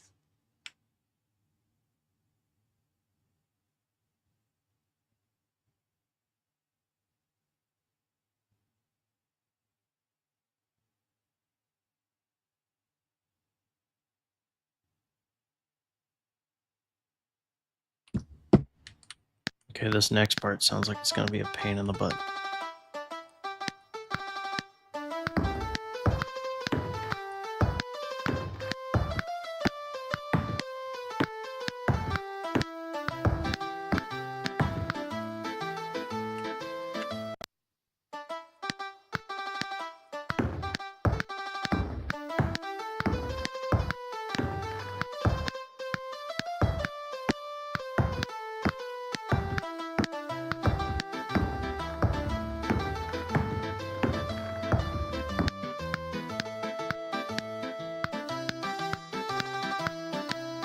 Am I just supposed to go the way that he was coming from?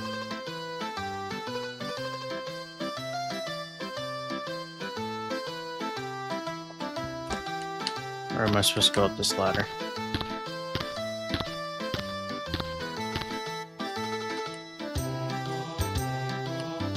Wait, why am I stuck? Why am I stuck?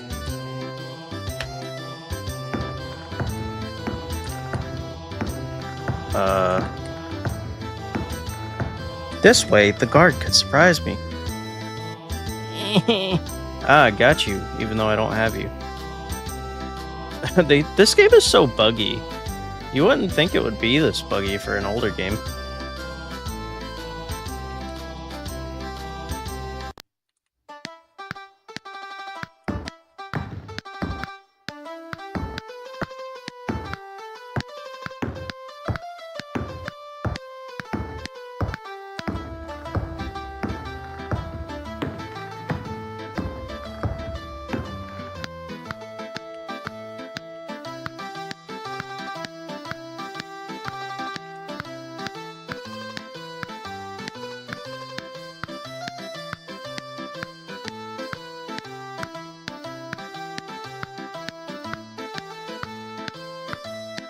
Maybe I'm supposed to go up this ladder. I think.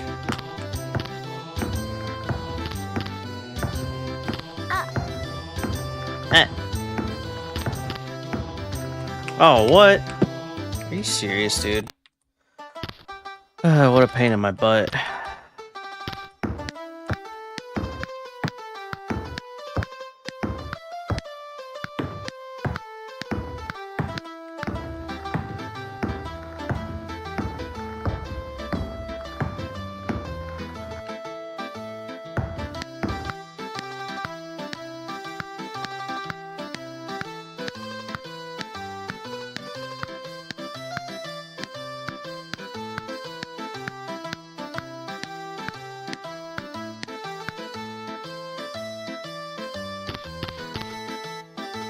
Come on, Grasse, you can do it.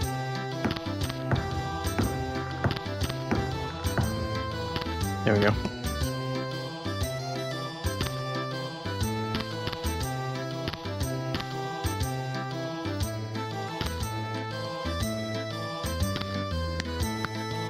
I think I'm supposed to go with this one too.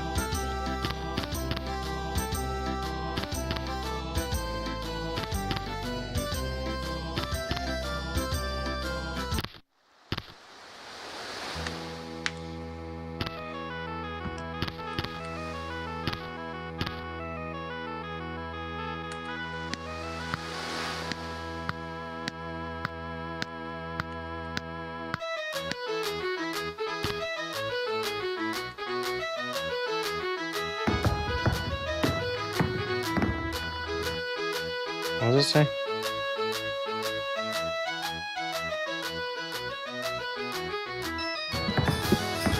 And then run behind the barrels in the boxes.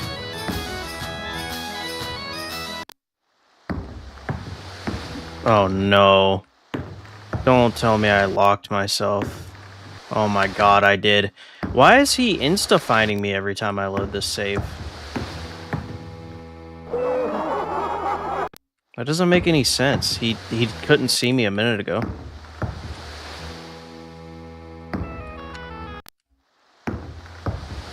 He literally could not see me, dude. Oh my god, I don't know how far back I have to go now. I have to go so far back just because this save is screwed up.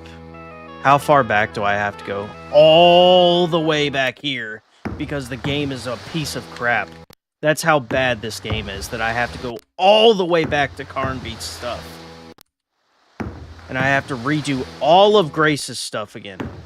Don't get me wrong, it is partially my fault for not having saved multiple times, but this, I literally was standing completely still here a minute ago when I saved, and he did not see me. He started walking around. This guy with the accordion, he just started walking around and stuff. But now, anytime I load the save, he insta-locks onto me, which does not make any sense. I have to go all the way back here. All the way back here, dude. Like, forever ago.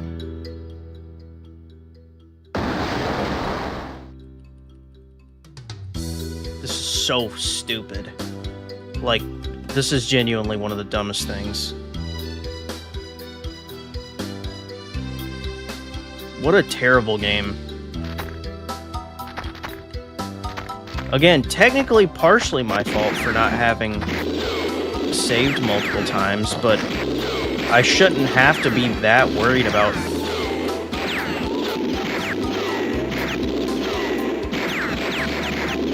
I shouldn't have to be that worried about saving multiple times. Especially this far into the game.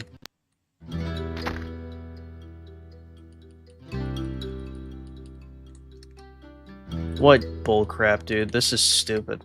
How about... I genuinely just lost like half an hour or more of progress. I mean, at least now I know kind of what to do here.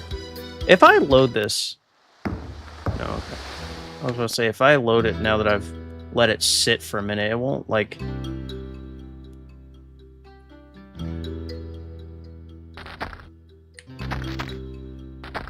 It won't, like, have reset.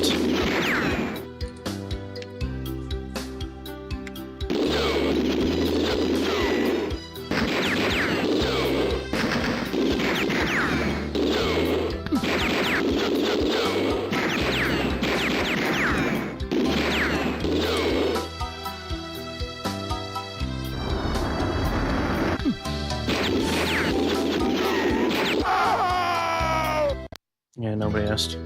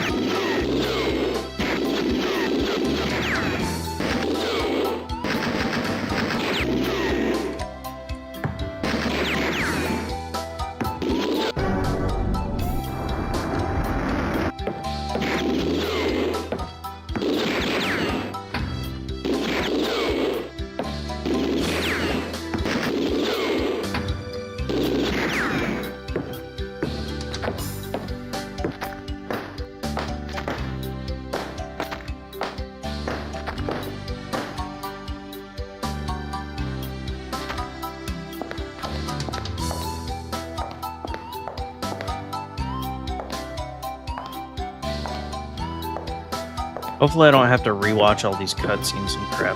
That's gonna be a huge pain in the butt.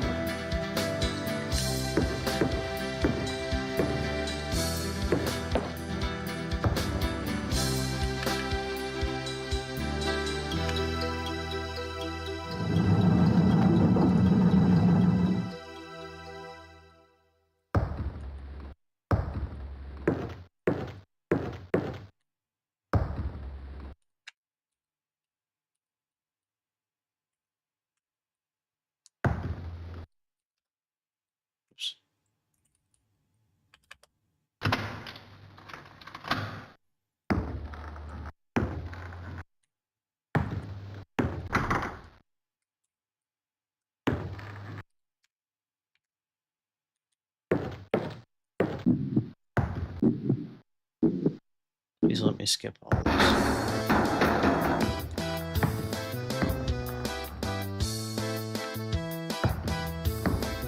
By the enemy wanted my ship on this the captain, he died. Ha ha. My lieutenants, the crew, see, and I signed from then on. We hid here, and so a land we built our Yeah, blah blah blah. Nobody cares.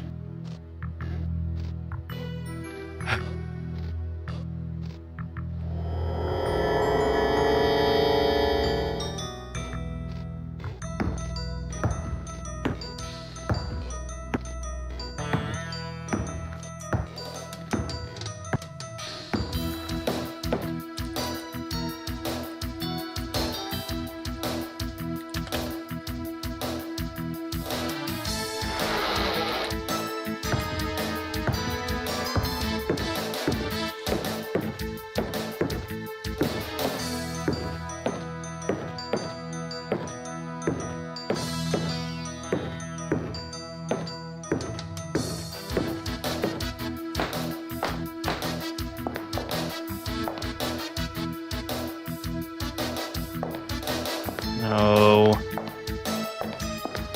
Quit pissing me off, game.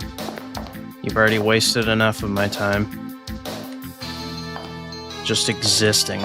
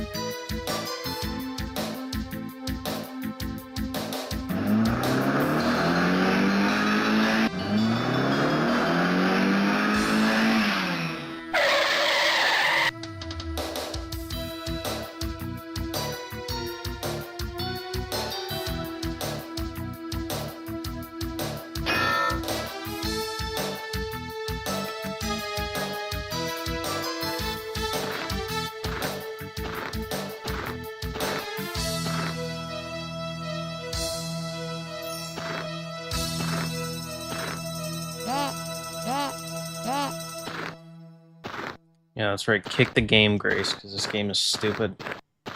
And it sucks.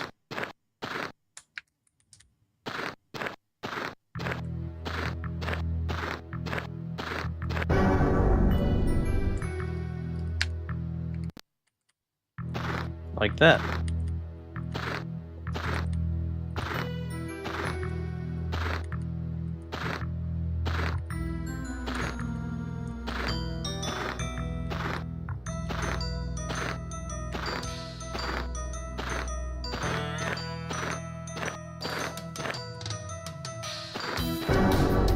What? Bull crap.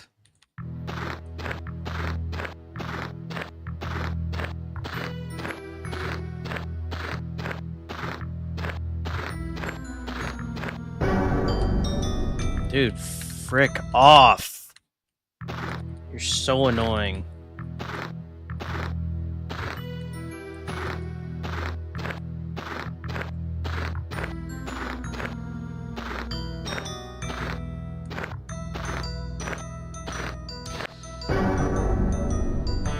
You're so annoying. Stop.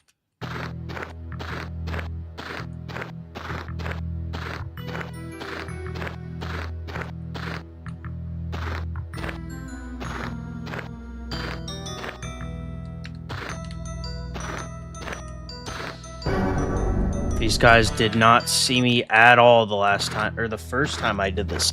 I did this on my first try without any issues.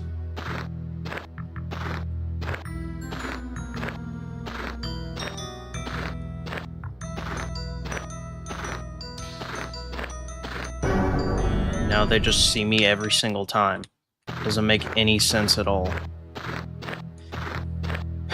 Can this game stop, dude? Like, I'm so sick of this. I'm so done and sick of this.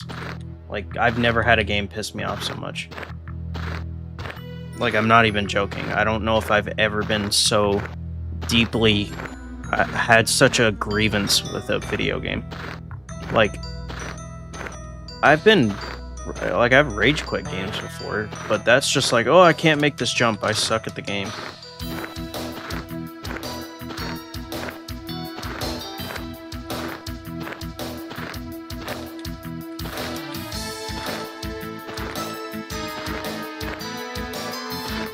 or I can't beat this time trial challenge thing or whatever, you know. But this, it's just like, it's not only is it unbeatable, but it's also, well, not unbeatable, but it feels unbeatable. And also, it's so picky.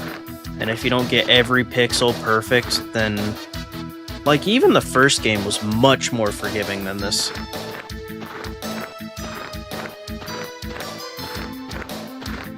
Because I only died in that game, like, twice. Like, well, after figuring out how the game worked, and, you know, making it past the first room and everything, I literally only died, like, 2 or 3 times. I might have reloaded the save a couple times just so, like, I made sure I got something right. But in this game, I've literally died, like, probably a dozen or more times.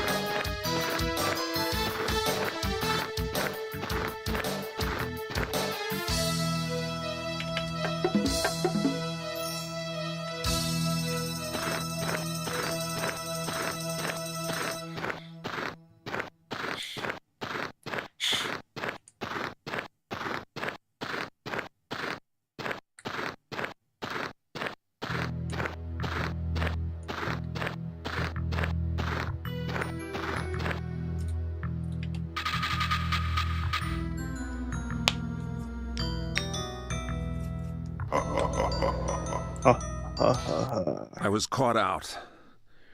The witch twit. Yeah, whatever.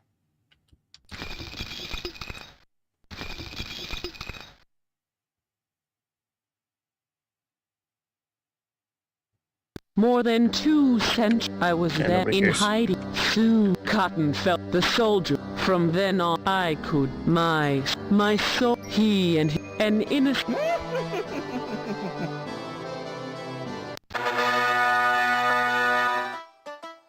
Boing.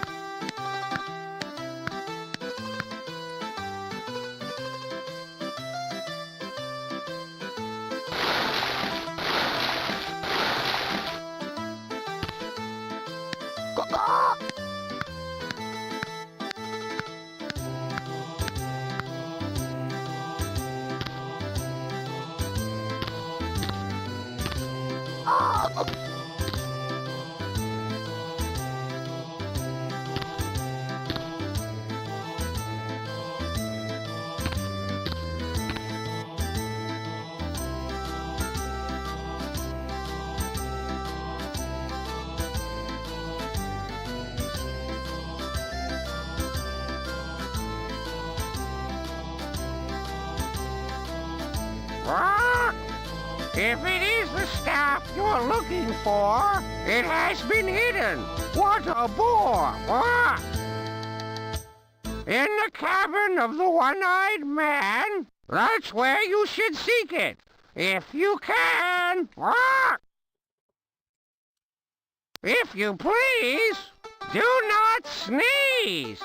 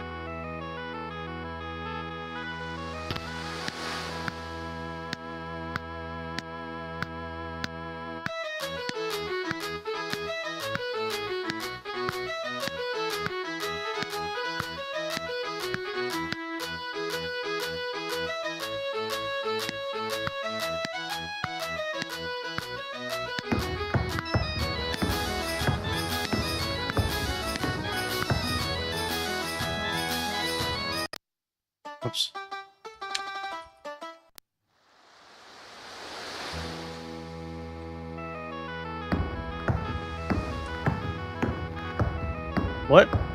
Oh, I thought they knew where I was immediately already again. Oh, they do, which doesn't make any sense at all. How do they know I'm there? There's nothing I've done that should alert them to where I am, like at all.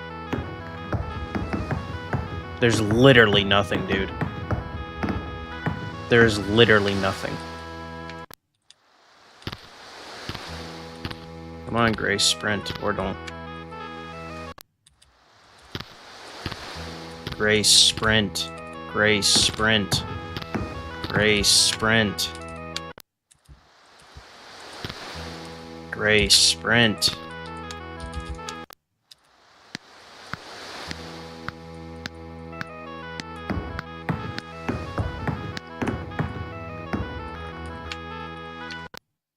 Okay, well, it looks like I'm gonna have to retry this again.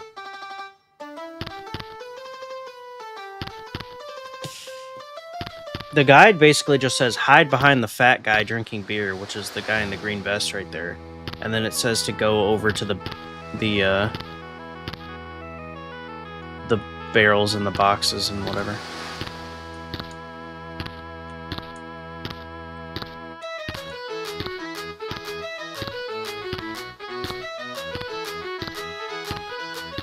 I could be wrong, but it almost seems like sprinting gets their attention.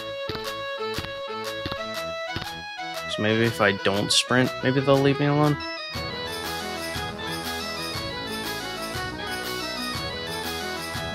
Hide behind the fat guy drinking beer and then run behind the boxes and barrels until you reach the final one. Be fast, get the tender box, and then go down the rope that's to the left of the last barrel.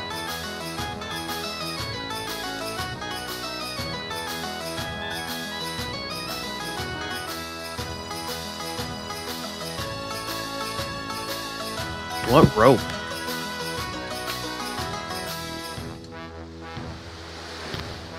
Are they talking about, should I go down to the bottom barrel and crate, or should I be going up here?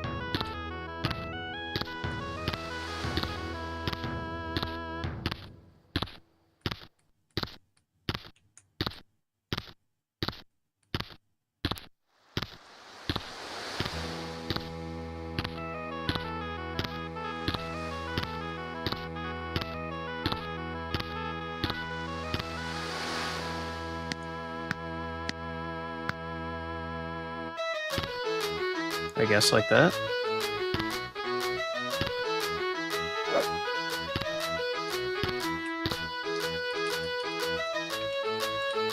Saving 1 billion times just in this one little area. Just because of how stupid this is.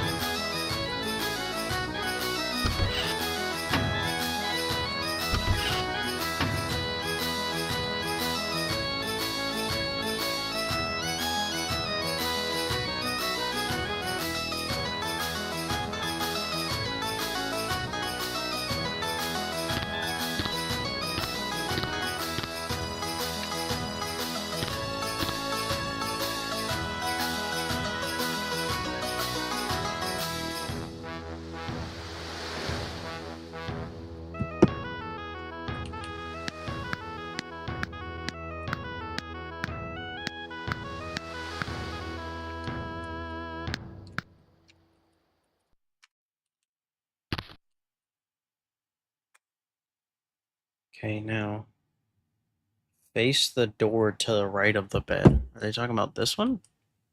Are they talking about whatever this opening is over here? I don't know, that's his dresser, cabinet, whatever. So I guess, well, I don't know, it's relative. Are we talking about this door, or are we talking about the other one?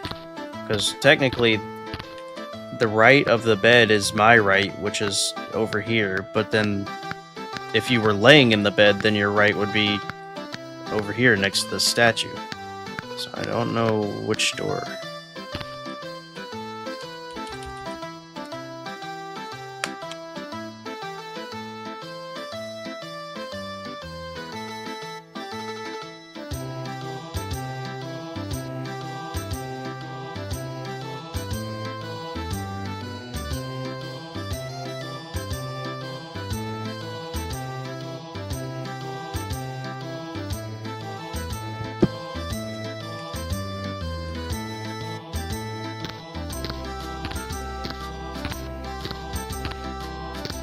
Okay, so by the right of the door, they did mean not the right of the door. Okay.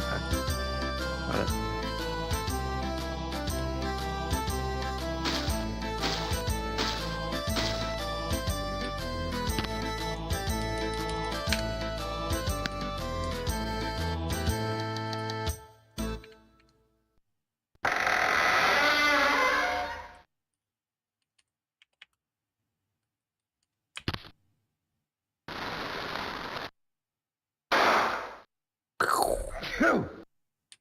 Achoo! That's all it took to kill him, by the way, was making him sneeze.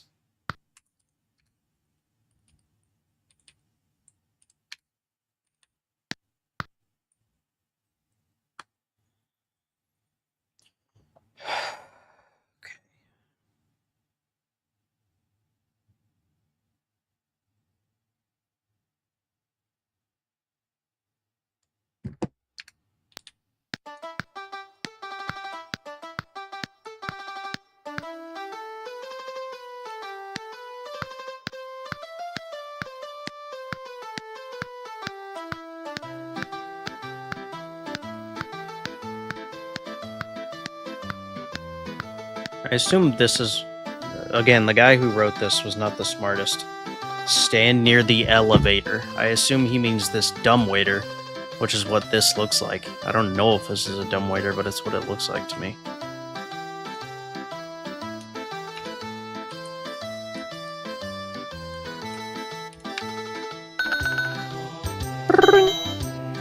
Yeah, okay. I just go in.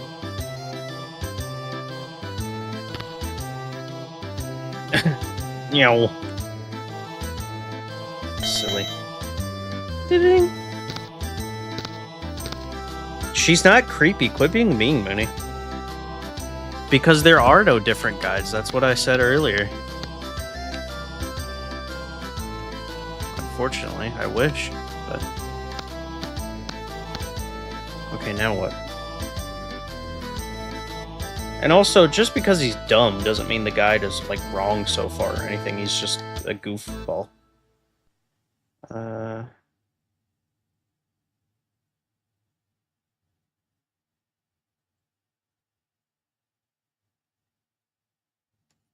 What do you mean?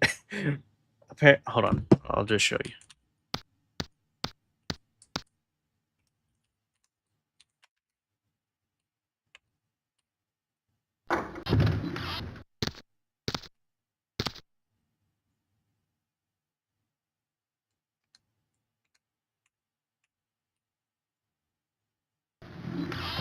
Yeah, I like how she respectfully closes the cabinet.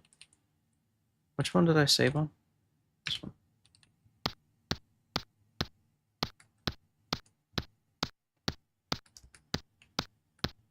Hey, you. Hey, you.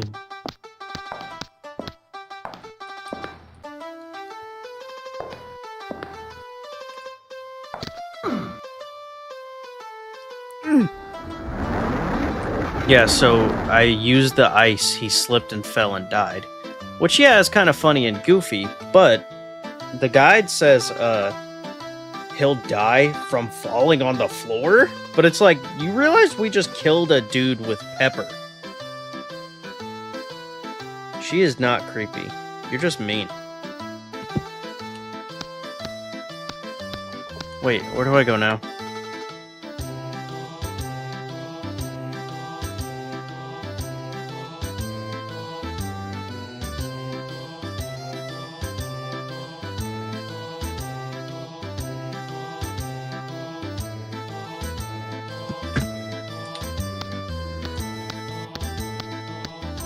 Apparently I gotta go upstairs.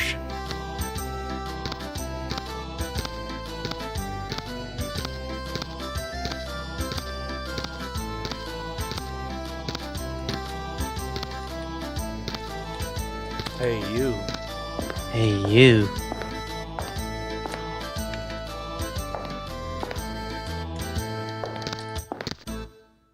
What? Nuh-uh. Liar. Come on. Come on, Grace, sprint. Grace, sprint. Grace, sprint. Grace, sprint. Grace, sprint. Race sprint. There we go. Finally. I don't know why the game is being... It's being as picky as the first game was being. Even though I haven't had a problem with it beforehand. Like, the last... Before I started playing today, basically. Yesterday when I was playing, I was having no trouble sprinting.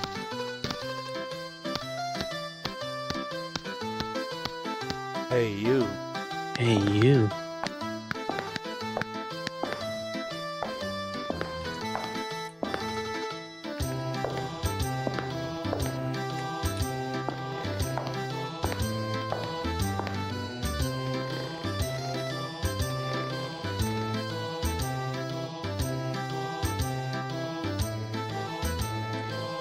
Get wrecked, laddie. Anyway. A chokin' Tuesday. Okay.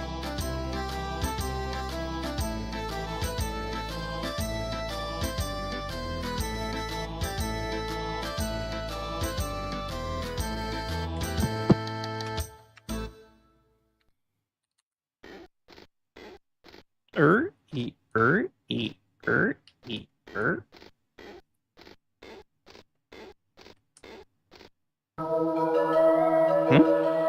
What was this?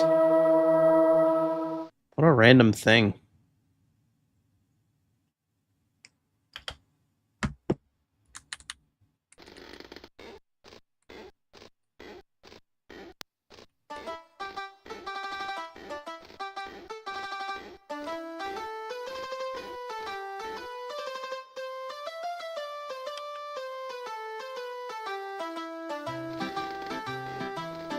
Carnby told me it might come in handy.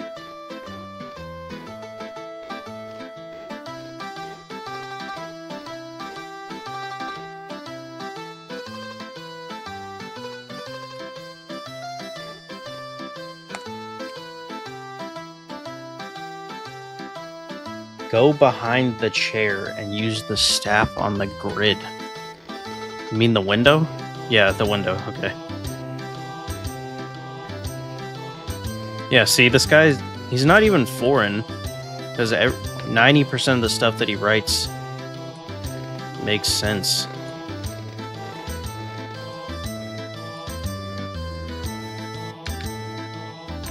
You find a key to the irons and a book.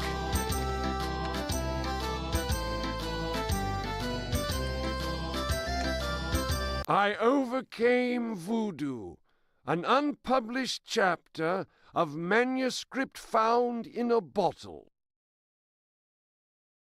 In the heart of the storm, the Malay suddenly emerged from the cabin, waving a chicken leg.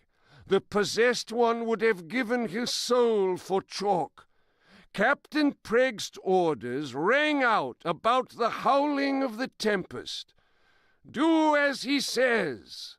A monstrous wave had taken Giovanno, the cabin boy. Another terrifying wall of water loomed to starboard, demanding its due. The Malay grabbed the chalk as if it were a diamond-studded crown. Upon the deck he drew a strange pattern. "Papa Legba!" screamed the demented savage, waving his chicken leg. The effect was prodigious. The wave stopped where it was, twixt heaven and hell. He then searched inside the leather pouch that he had hanging round his neck, and took out a piece of mirror. He placed it in the center of the altar that stood beneath the mizzenmast, and on which he had drawn a vive. Drawing from his red belt the strange staff which he always carried, the Malay shook it at the wave and chanted. What's a vive? Never heard that.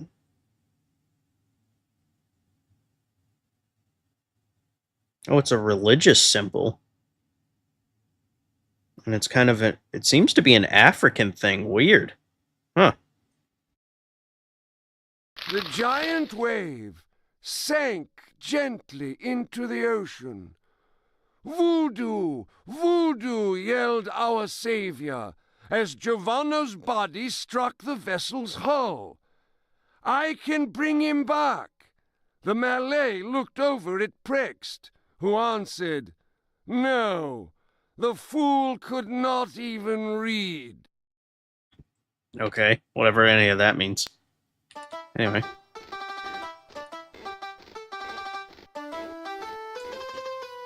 Now, for some reason my guide closed itself again. My phone hates me today. Like, my phone really hates me today. Anyway.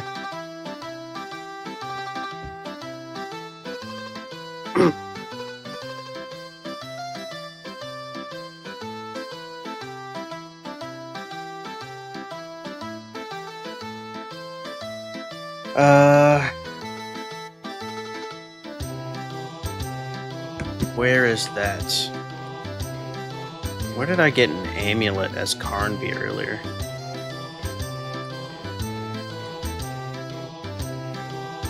Is it where the hands were?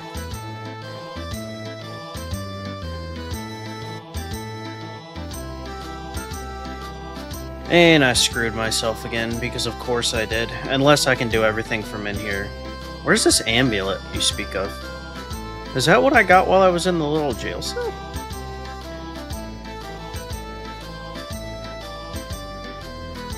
Because I don't remember. The guide says go over to where the amulet, where Carnby got the amulet. But I don't remember.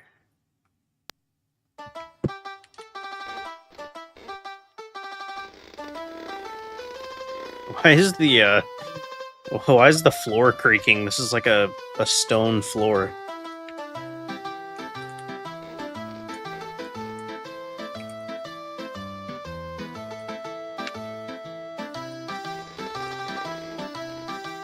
Dude, where the hell did I get an amulet as Carnby? I don't remember.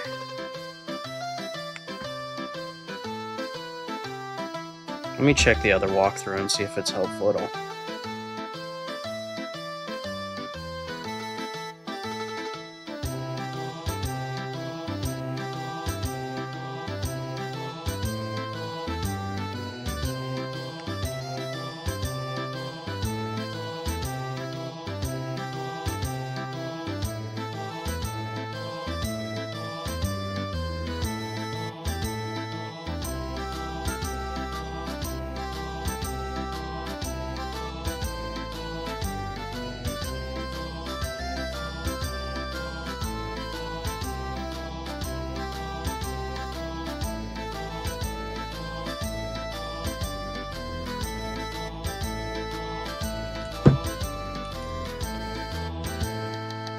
It's a music token.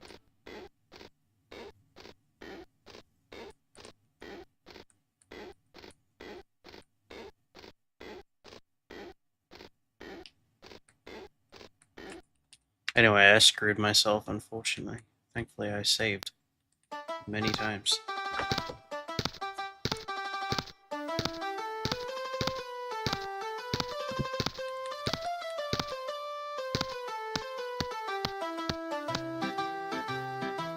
Hey, you. Hey, you. Come on, buddy. There we go.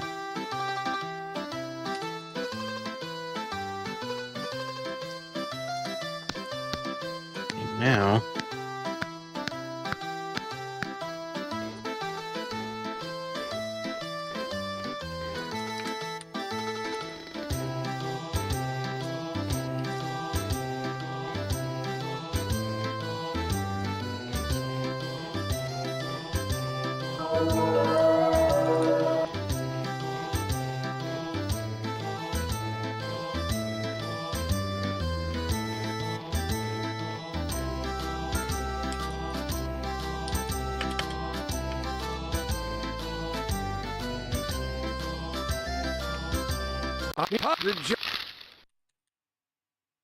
Good night.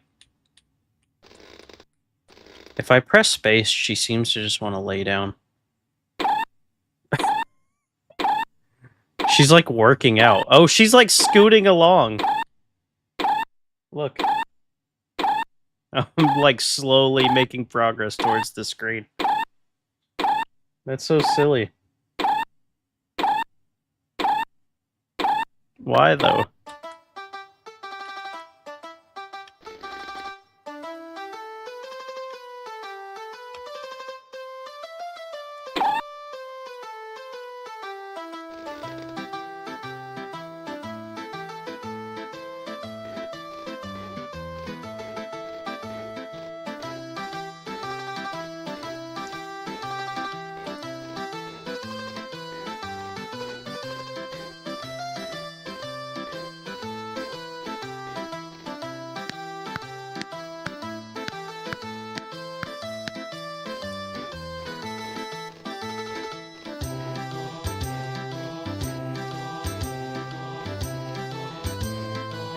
Is this where I got the talisman?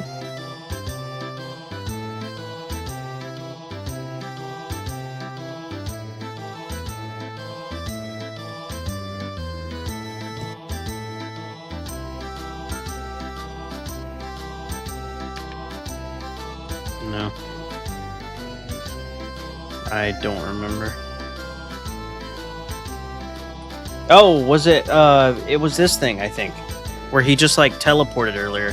Where I, like, floated. It was in here. I think. I want to say it was this room.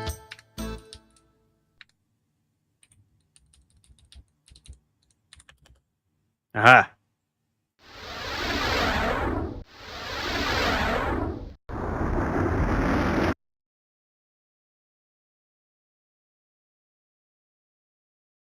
Was the point of that literally just a shortcut, just so I wouldn't have to walk downstairs?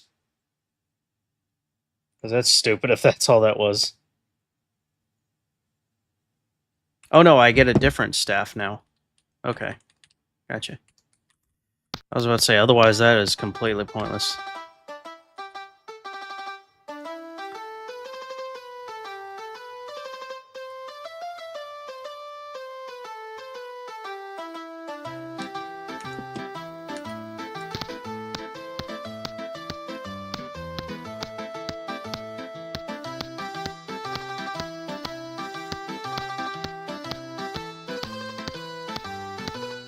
Hey, you.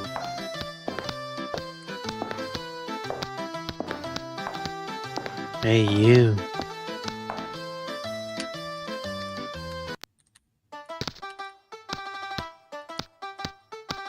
They say it so weird and creepily. Hey, you. Hey, you. Run fast, Grace.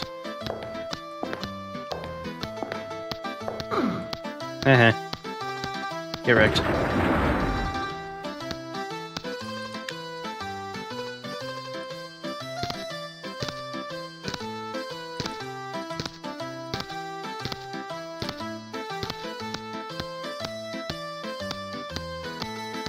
Now I use the dumbwaiter again, supposedly.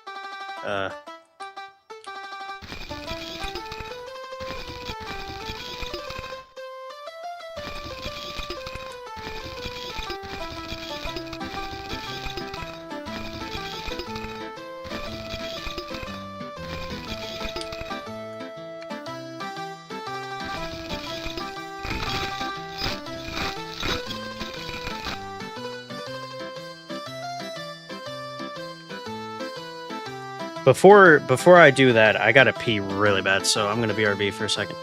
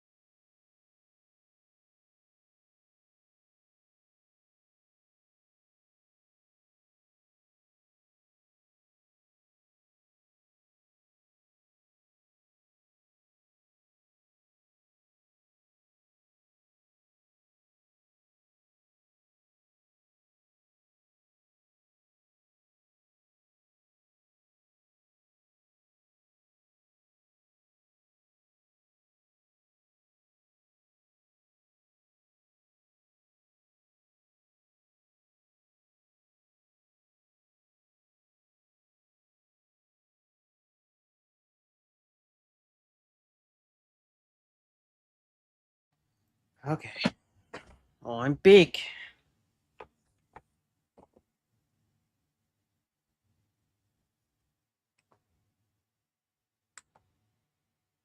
What are you gonna do about it?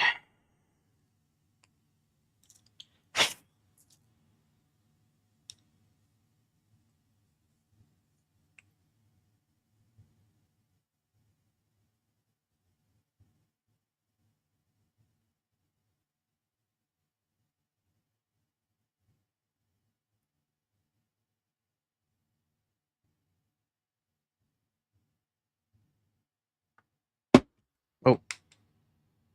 Gotta reopen that.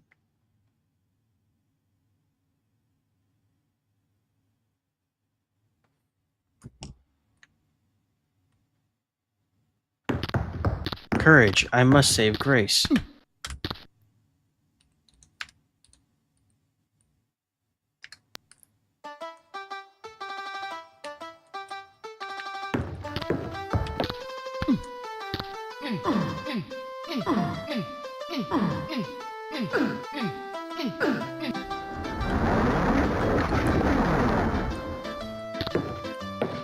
Where do you think you're going, young lady?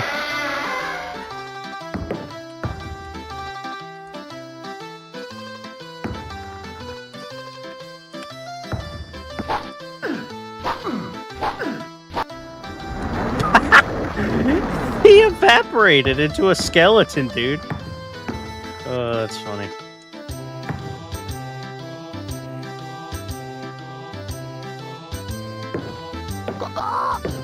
Okay.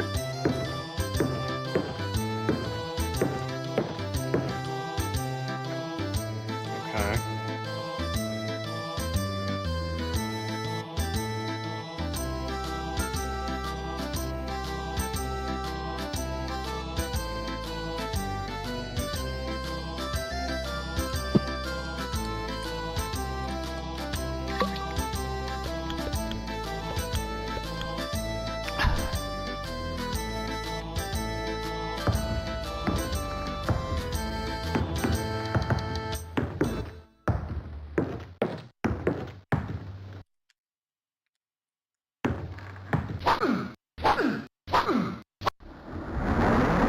He evaporated too.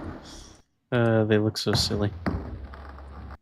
Why are the enemies just like disintegrating now? They weren't doing that before.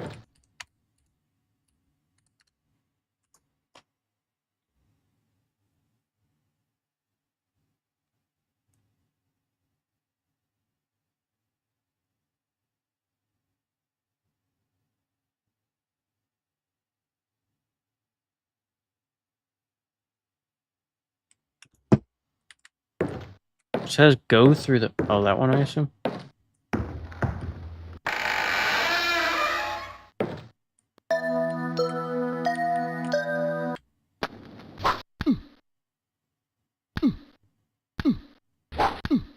Dude, why am I not hitting him at all?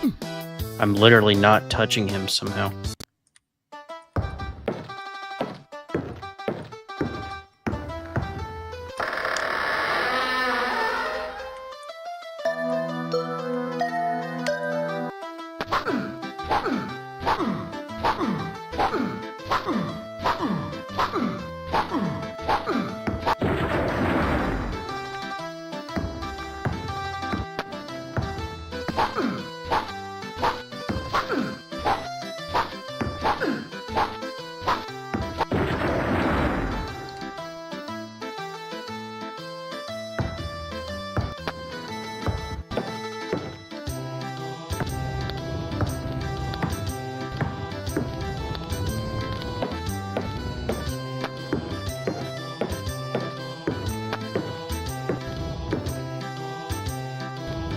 What'd that say? You find a what? A gite? A quite useful key? What a silly name for no reason at all. Anyway.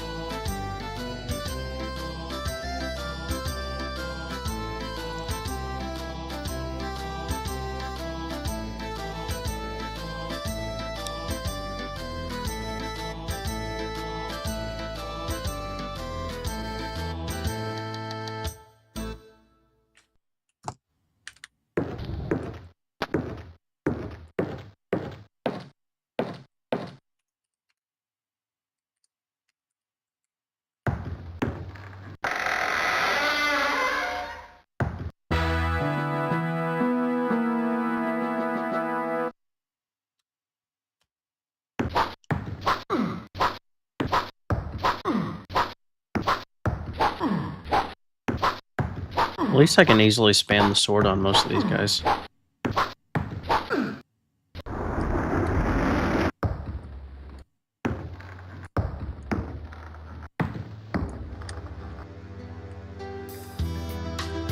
I got 2 pirate pistols now.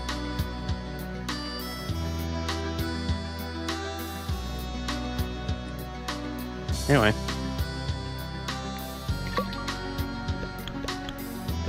Gulp, gulp, gulp.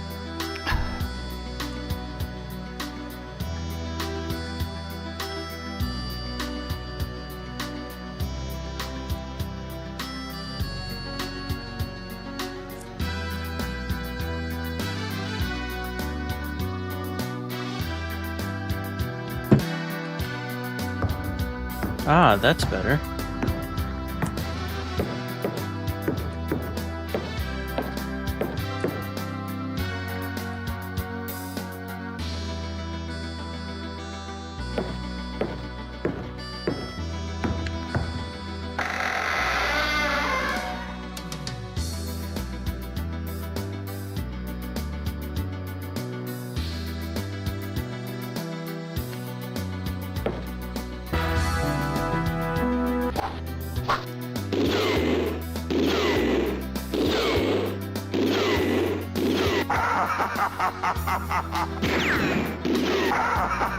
Dude, why am I not hitting him? Oops.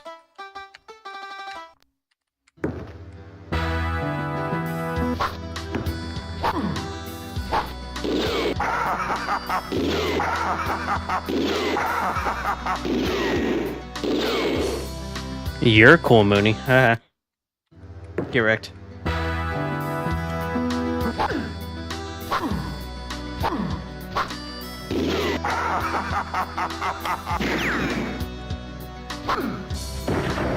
There we go.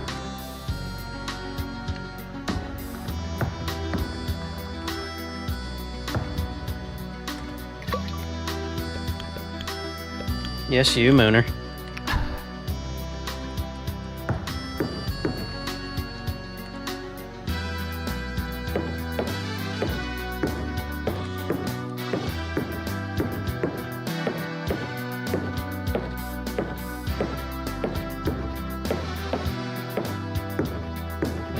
Now what?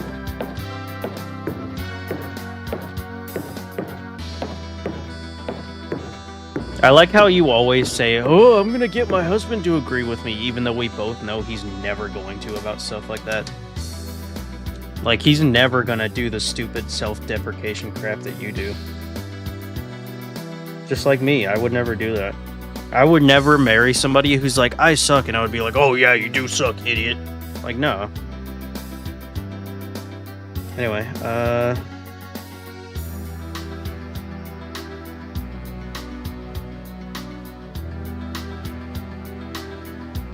wait, what? Oh, there's another door that I have to go through now. Ay!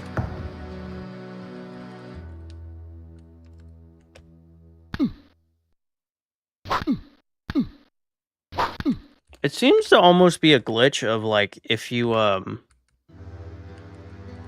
you get hit first, it, like, makes it so that you can't do damage to them or something.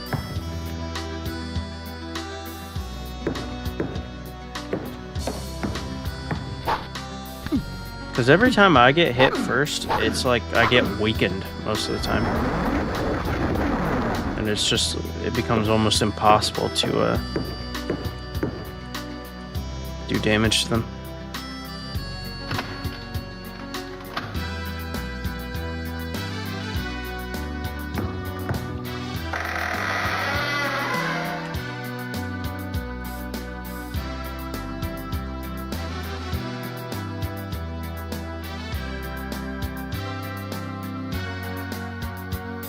I mean, he might agree about me being cool. That part he might agree with, but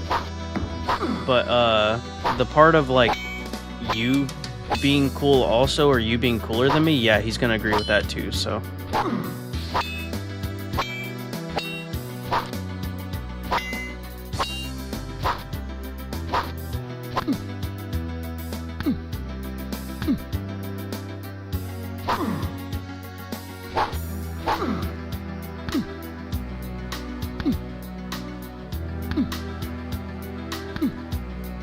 Frick off.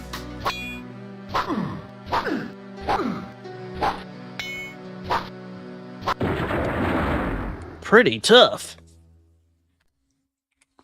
76, I can live with that.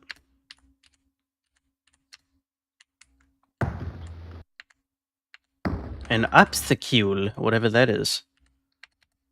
A powder plot. Relating the mutiny which was declared in 1769 on board HMS Dark Horse. Danny Boy, being small of size, was able to pass alongside the salting tub. Clutching a poker, he slipped into the powder room where Captain Jenkins, his officers, and what crewmen remained loyal to king and country were all gathered. Jenkins was rallying his men with a spirited rendition of Rule Britannia. Danny stuck the fuse in the keg of powder during the first verse. He let out the string.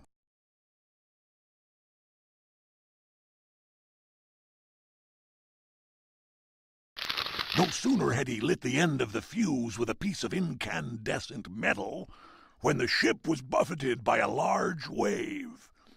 A poorly stowed barrel slid from its mooring and blocked the way out. The fuse burned on.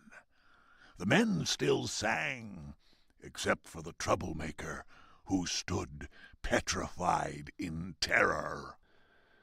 "Never, never, never shall be slaves," still echoed in the air when the Dark Horse blew up.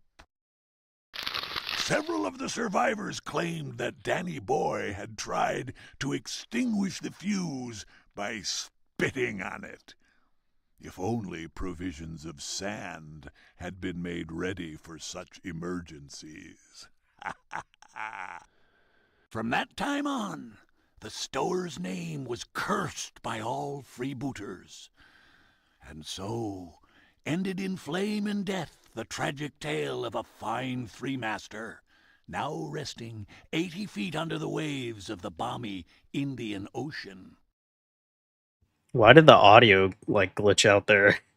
He kept going from left to right channels over and over.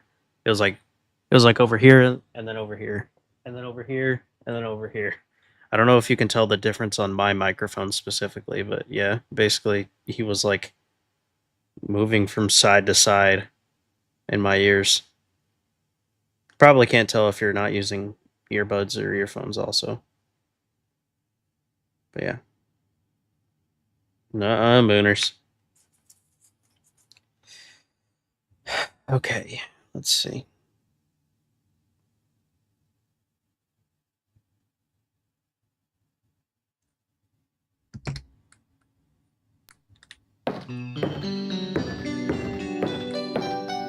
Do-do-do-do.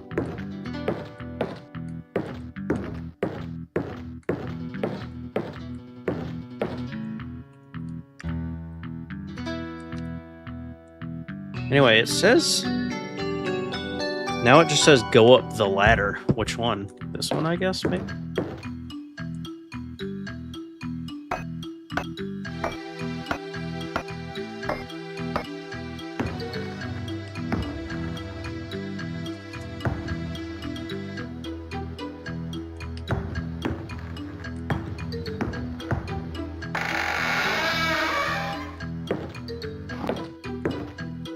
Good morning. Good morning.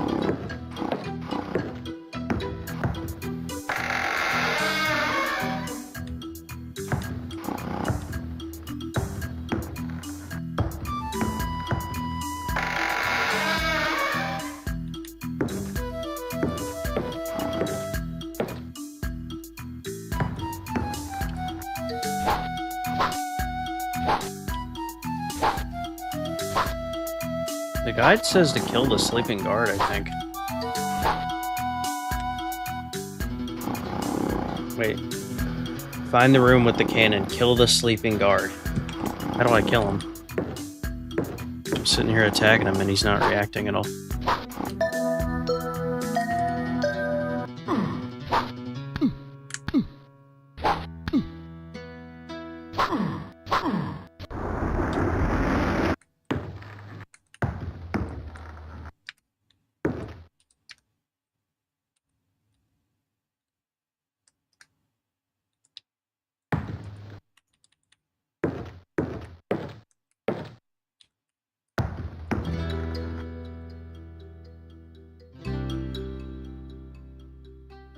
Use the pliers to cut the cords and that hold the cannon.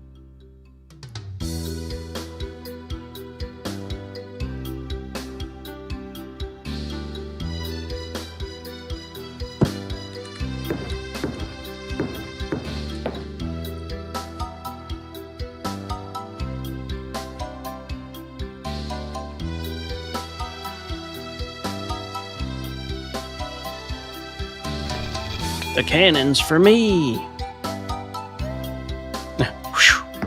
Like he's James Bond.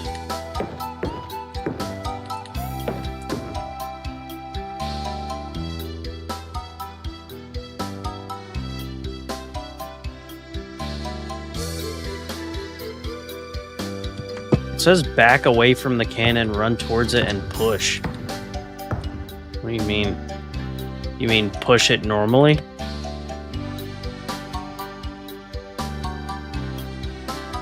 Is that what you're trying to say? Back away from the cannon, run towards it, and push. What?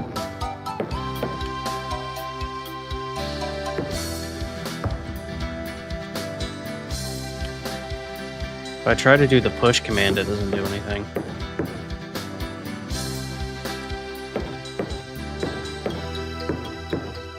Running into it isn't doing anything.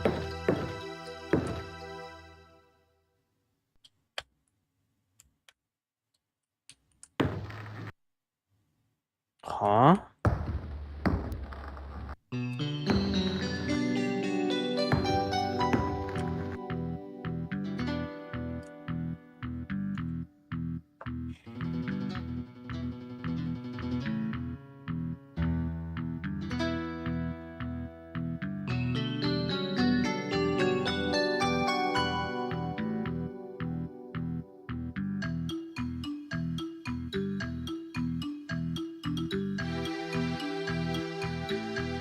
Now push the cannon to the left. This position is hard to find, yeah, you think?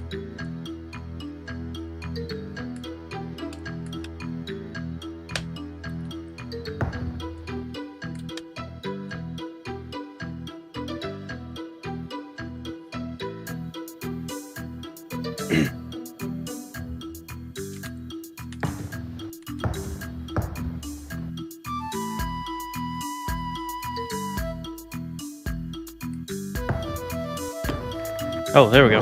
I don't know what they're talking about. Run towards it and then try and push it. Just get in the right position, you mean? Weirdo. Maybe the person who made the guide was scared it was gonna, like, go off.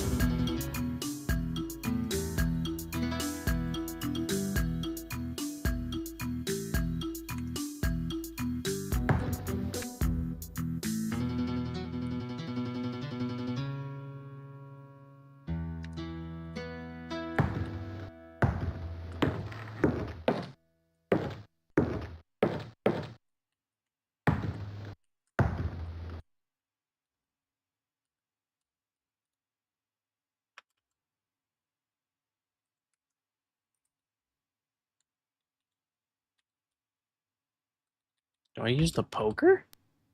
You've got other things to do first.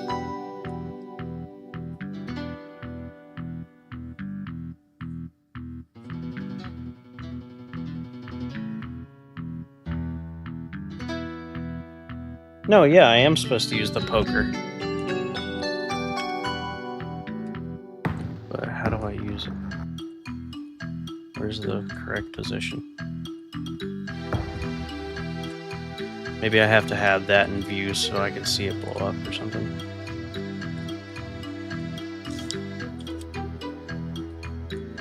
I mean, I put the fuse, I got the barrel supposedly in the right place.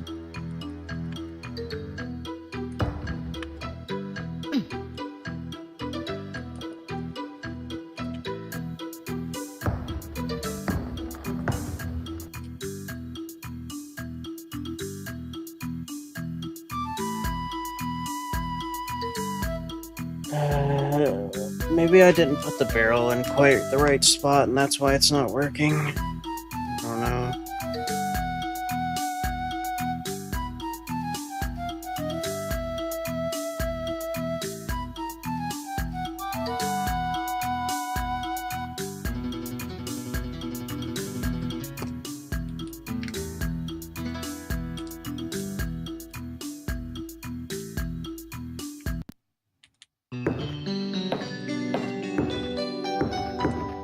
That's the one where I already put it down.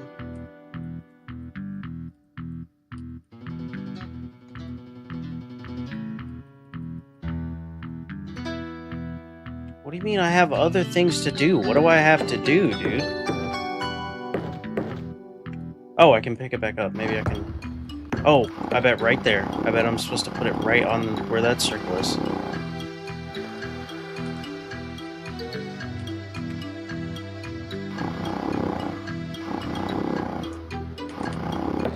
Close enough. Maybe now it'll let me do it.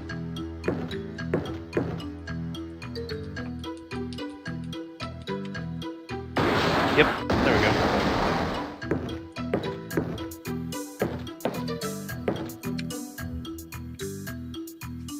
go. Okay, finally.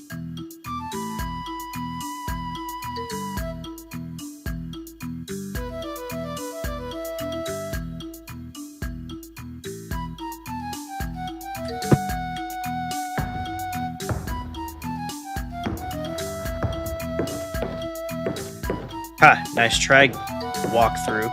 The guy didn't tell me about this flask right here. But too freaking bad. I'm gonna get it even though you didn't tell me about it. Haha.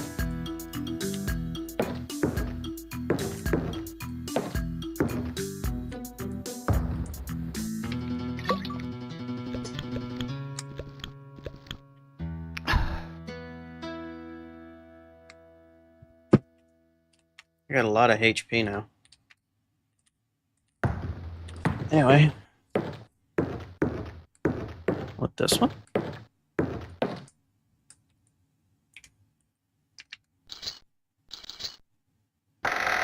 Oh. Okay. Sure.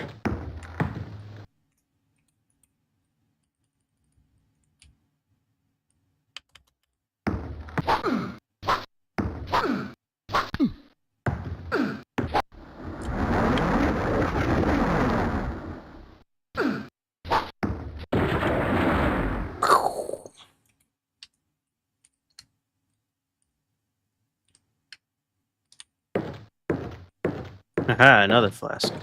Or not. Oh, aha. Take that.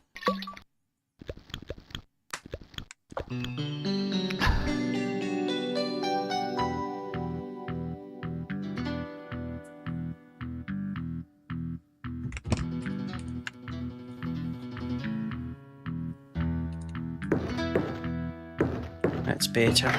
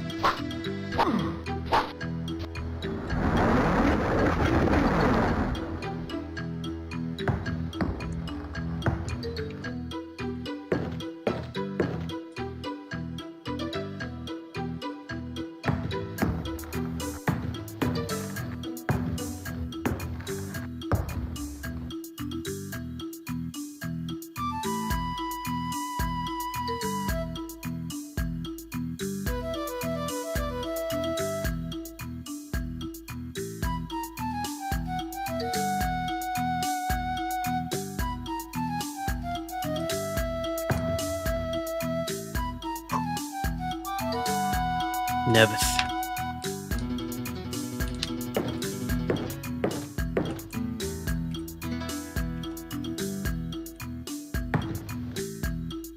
It will come in useful elsewhere.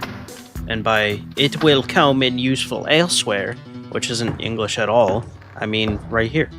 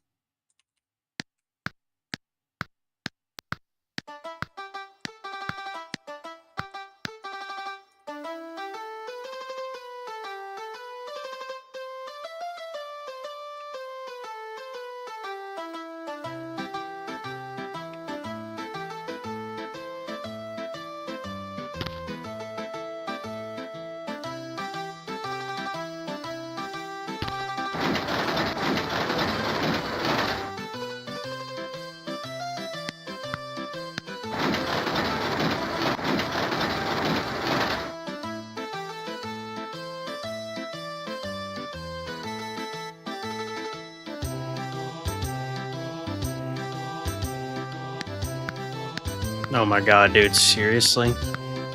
This is so lame. Check this out, by the way. You know how this lady and One-Eyed Jack are basically the final bosses of this game? Yeah, watch this. So, hold on. Watch this, watch this. See this thing? A literal piece of a chicken?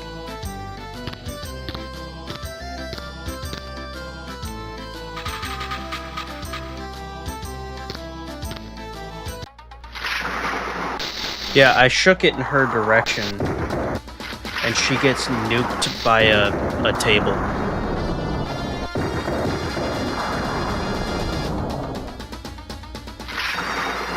You know how this demon bride has been terrorizing pirates and other innocent people alike? Yeah, defeated by a chicken.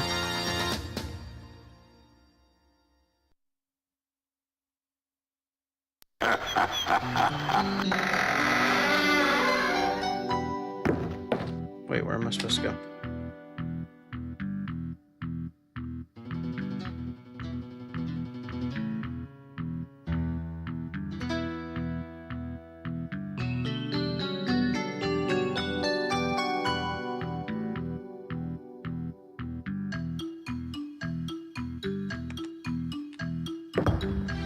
Crap, I didn't mean to come in here.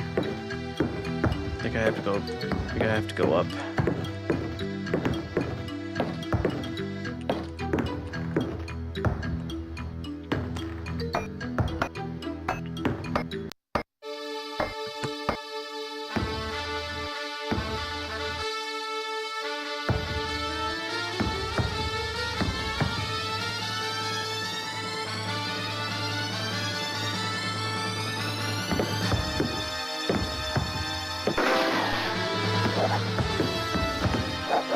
Oh, he yoinked the sword.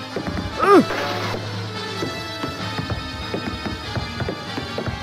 Oh, there's a dude throwing, like, spears at me or something.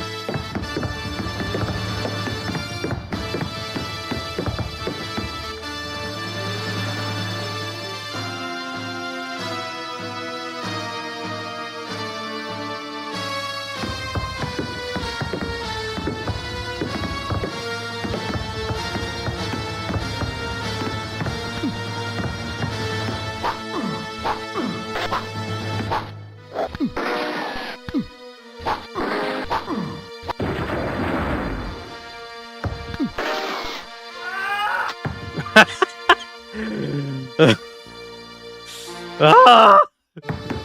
Anyway.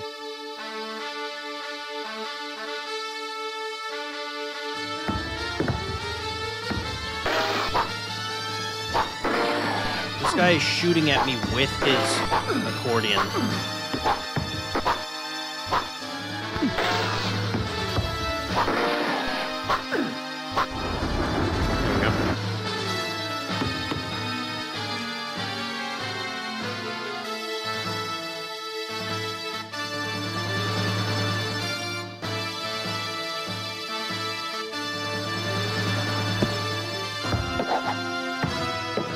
What do you mean climb up the mast? How? I think I'm supposed to kill these guys, but the game, or the guy doesn't explain that.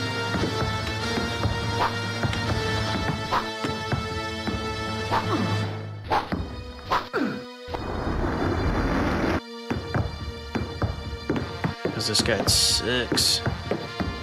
No, come at me, bro. Come on. If I lure you away from the spear guy, it's easier for me to fight you. Hit him, bro. He's right there.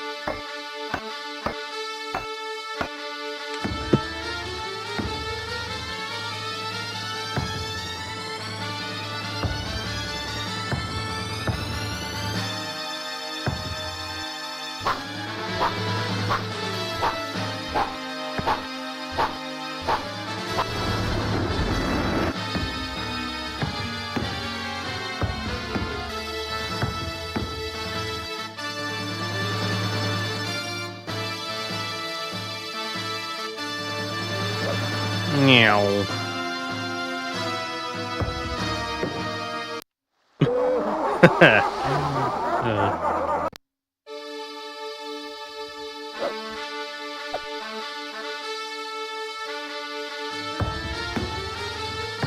On guard. And by that I mean you're about to get your butt kicked. Hopefully.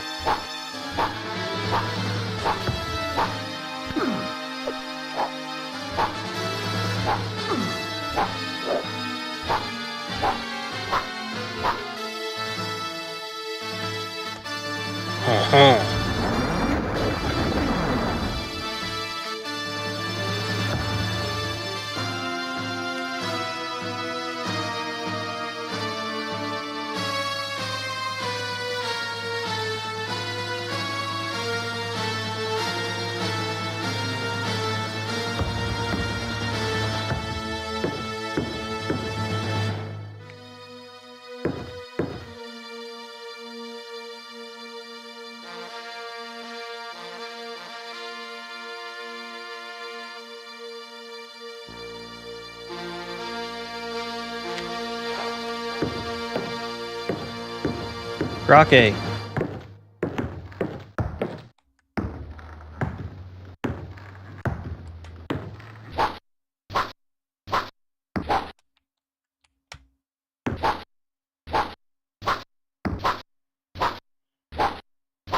Wow, this is a really cool fight. It's so much more fun and intuitive than the last game, how it ended.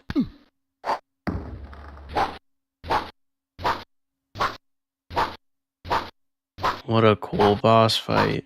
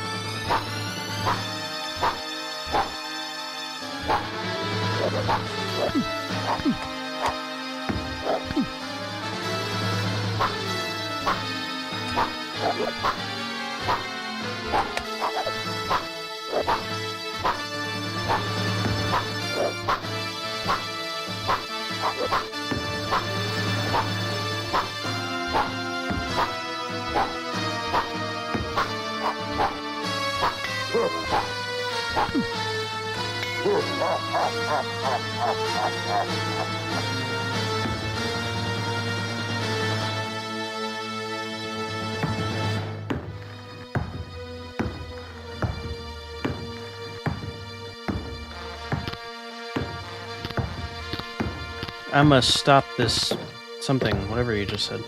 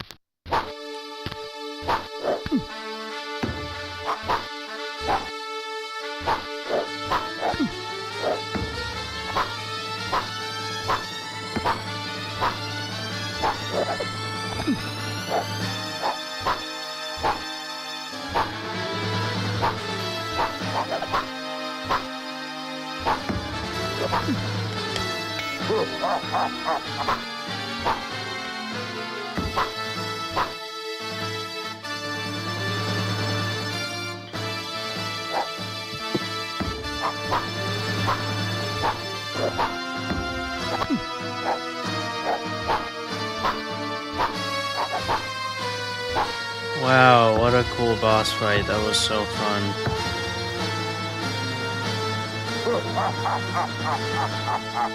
What a good game.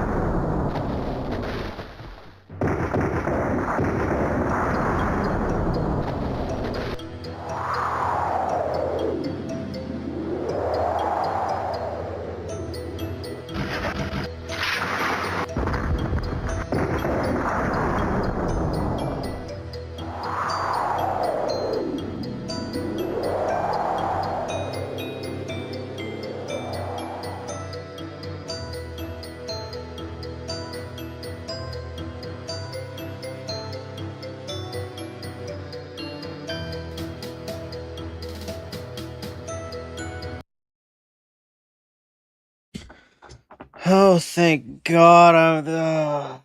I'm so glad to be done with that piece of crap. Normally this is the part where I talk about the game and how interested I was in this one thing. I will give credit where credit is due. Number one, the graphics, the sounds, and the music were all fine. The voice acting or the narration or whatever was whatever. It was about the same as the last game, if not slightly worse, but that's all I'll give credit. Oh, and if you're really into pirates, I could see you maybe liking this game if you're just really into pirate stuff. But they kept trying to say this had to do with voodoo, but like it's just ghosts and zombies. ghosts and zombies don't always inherently have anything to do with voodoo. The only voodoo related thing was... Ugh, my nose is stopped up a little bit. The only voodoo related thing was that Jack's girlfriend, the Elizabeth, the lady with the black hair, she had a voodoo doll of me, Cornby, the detective or investigator or cop or whatever he is. So that was the only voodoo thing in the whole game, basically. The only real, tangible voodoo thing. And, you know, that great witch who has been immortal and lived hundreds and hundreds of years, again, was defeated by a chicken foot. Just let that sink in. But yeah, I guess if you're kinda into pirates, maybe. It didn't have anything to do with voodoo, it didn't have anything to do with magic or demons or, like, Lovecraft stuff at all. Oh, well, I don't know. Does Lovecraft stuff have anything to do with, like, pirates or ghosts? Because if it's just, like, pirate ghosts, maybe. Maybe there's something that I don't know about, because I've never read any of Lovecraft's stuff. I've just always heard it be equated to, like, giant monsters and, like, the unknown and, like, sea creatures and stuff like that, but never ghost pirates and Italian zombies. Or whatever they're supposed to be. They sounded Swedish or Spanish or something. But yeah, I don't have anything good to say about this game, really. If you're into, like I said, if you're into pirates, then maybe, I guess, whatever. But if you're into the first game, I don't see why people stood up for it. I don't see why people defend this game and say, oh yeah, it's basically as good as the first one, it's just a little different. Nah, it's not the same. Not the same kind of game at all, and it was just very poorly done, and it was a terrible game. So, I'm not going to rant about it too long. I could go on and on about how much that game sucked, but I'd rather just move on and forget it ever existed. I definitely will. People will be like, hey, remember when you played Alone in the Dark 2? No, not really. Like, that's going to be me someday. But yeah, I can go ahead and delete that garbage and move on to the next one. Alone in the Dark 3. It was released, I think, 2 years after or 3 years after. I think it's 2. After Alone in the Dark 2. So it looks like it's a bit different. Like, the graphics look kind of similar, but a lot of the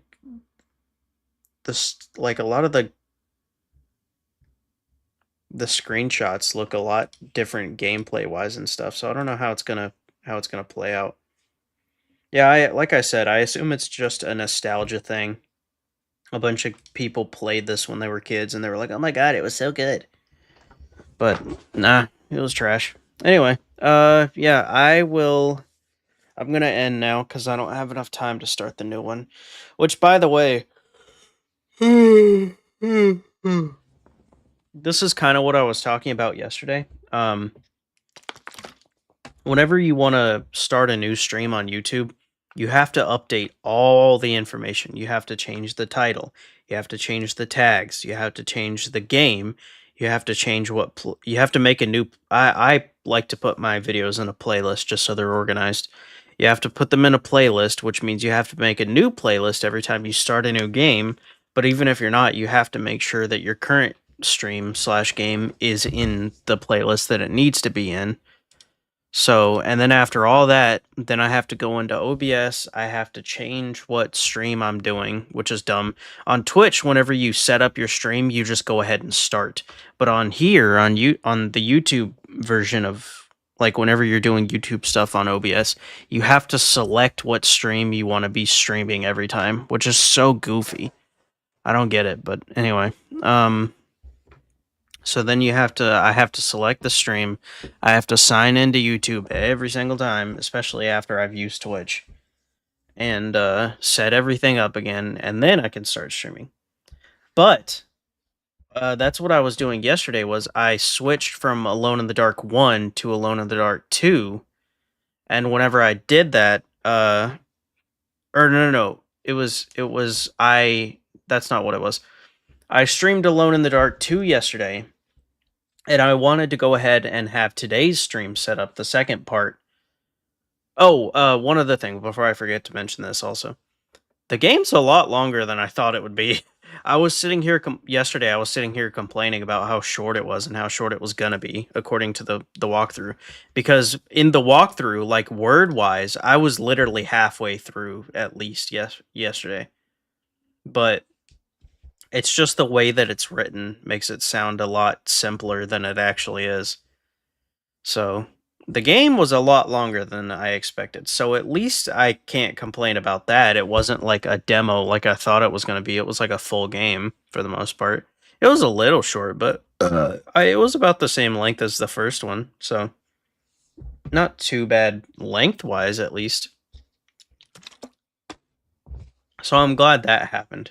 But anyway, what I was going to say, whenever I stopped streaming yesterday afternoon, around 24 hours ago, after I finished streaming part 1 of this game, I went ahead, I was like, I'm going to go ahead and set up my stream for tomorrow so I don't have to do it today, basically. So I have as much time as possible. Because like I said, it takes a little while to set it up, so I was like, I'm just going to go ahead. So I stopped streaming on here, I closed everything down, I even closed my YouTube page just to be sure. Like, I waited, and it said, like, your stream has been ended or something like that. I don't remember exactly what it says. It just says, like, the live stream has ended or something. So I waited for that to show up, and then I was like, okay, so it's refreshed. It thinks that the stream is done. That's good. So I closed my Firefox. I reopened it, went back to my live just to make sure everything was fully refreshed. I waited for a minute, and then I started entering today's information.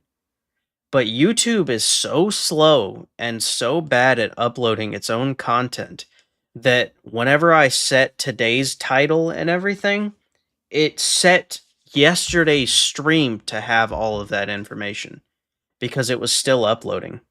So it thought that I was just updating the title for the stream that I had just finished. So I had to go back in and change all of it back to what it was yesterday. So that's how poorly YouTube runs its own content in terms of live streams, at least.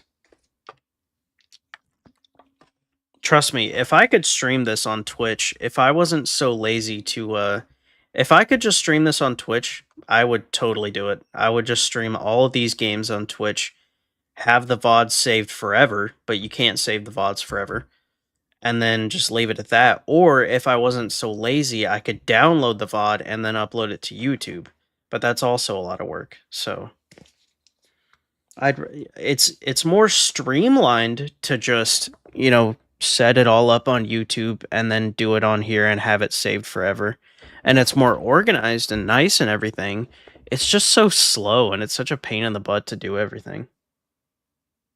But it takes less effort than the other method I mentioned of downloading it, potentially editing it, then uploading it, then blah, blah, blah, blah, blah.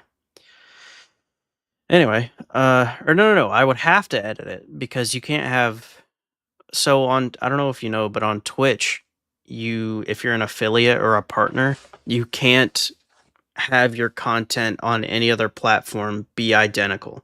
So like if you took a Twitch stream, if you streamed on Twitch for 5 minutes, whatever, and you just sat there talking, downloaded that video, uploaded it to YouTube, if Twitch found out about it, you could get in trouble and you could potentially lose your affiliate or partner status. Which is really stupid, but I guess it kind of makes sense that you're supposed to keep your content Twitch specific, like, because if you were just streaming on everything all at once or uploading your videos from Twitch on everything, it's like Twitch doesn't have any exclusive content. They don't have any say in any of the stuff that you've done. exclusive was the word I was looking for, not specific. Twitch exclusive. If you upload that to YouTube, even if you get in trouble with Twitch, you'll still have that content, you know? So you'll still have too much free will for them. Which, again, in a way, kind of makes sense. I don't think, like, Twitch isn't a great company. I don't think that specific policy is too stingy, because if you're just putting out the same content on every single platform, the exact same way, unedited and everything, no edits, no filters, no nothing, like, it does feel a little like cash grabby, I guess. Like, it feels like you're just doing whatever's easiest without putting in any effort and changing the content to suit whatever audience or platform. So in a way, it kind of makes sense. I still can't, like, defend it necessarily, because I'm sure there's some people who just want to, like, I wouldn't hate the idea or anything. I definitely wouldn't mind streaming on Twitch and YouTube and TikTok or whatever all at the same time. I wouldn't complain, but I also, in a way, sort of get where Twitch is coming from. But, you know, to each their own, whatever. If somebody hates that policy that much, I get it. Like, I can understand where you're coming from, too. I see it. But yeah, anyway, point is, streaming on YouTube, it's a pain in the butt to update every time, but it's easiest for me personally because I'm lazy. So it's time consuming, but it's not too difficult. It doesn't require too much extra effort on my part. It's kind of just a waiting game. It takes a little patience, but I'm okay with that for the most part. But yeah, I'm going to go now. Tomorrow is don't forget everybody. Tomorrow, everybody, as if anyone's here. Mom, I doubt you're here still, but Mooney, tomorrow is my 7-year affiliate anniversary on Twitch. So I will be streaming poop night and whatever all day tomorrow. Or not all day, but, you know, as long as I can. I'll be streaming on Twitch all day tomorrow. 7-year anniversary. I think I updated my title and everything already. So yeah, and then next Monday, this coming Monday, I will start Alone in the Dark 3. So, yes, I'm going to be stealing your husband on Saturday. Actually, you know, I might stream Saturday too.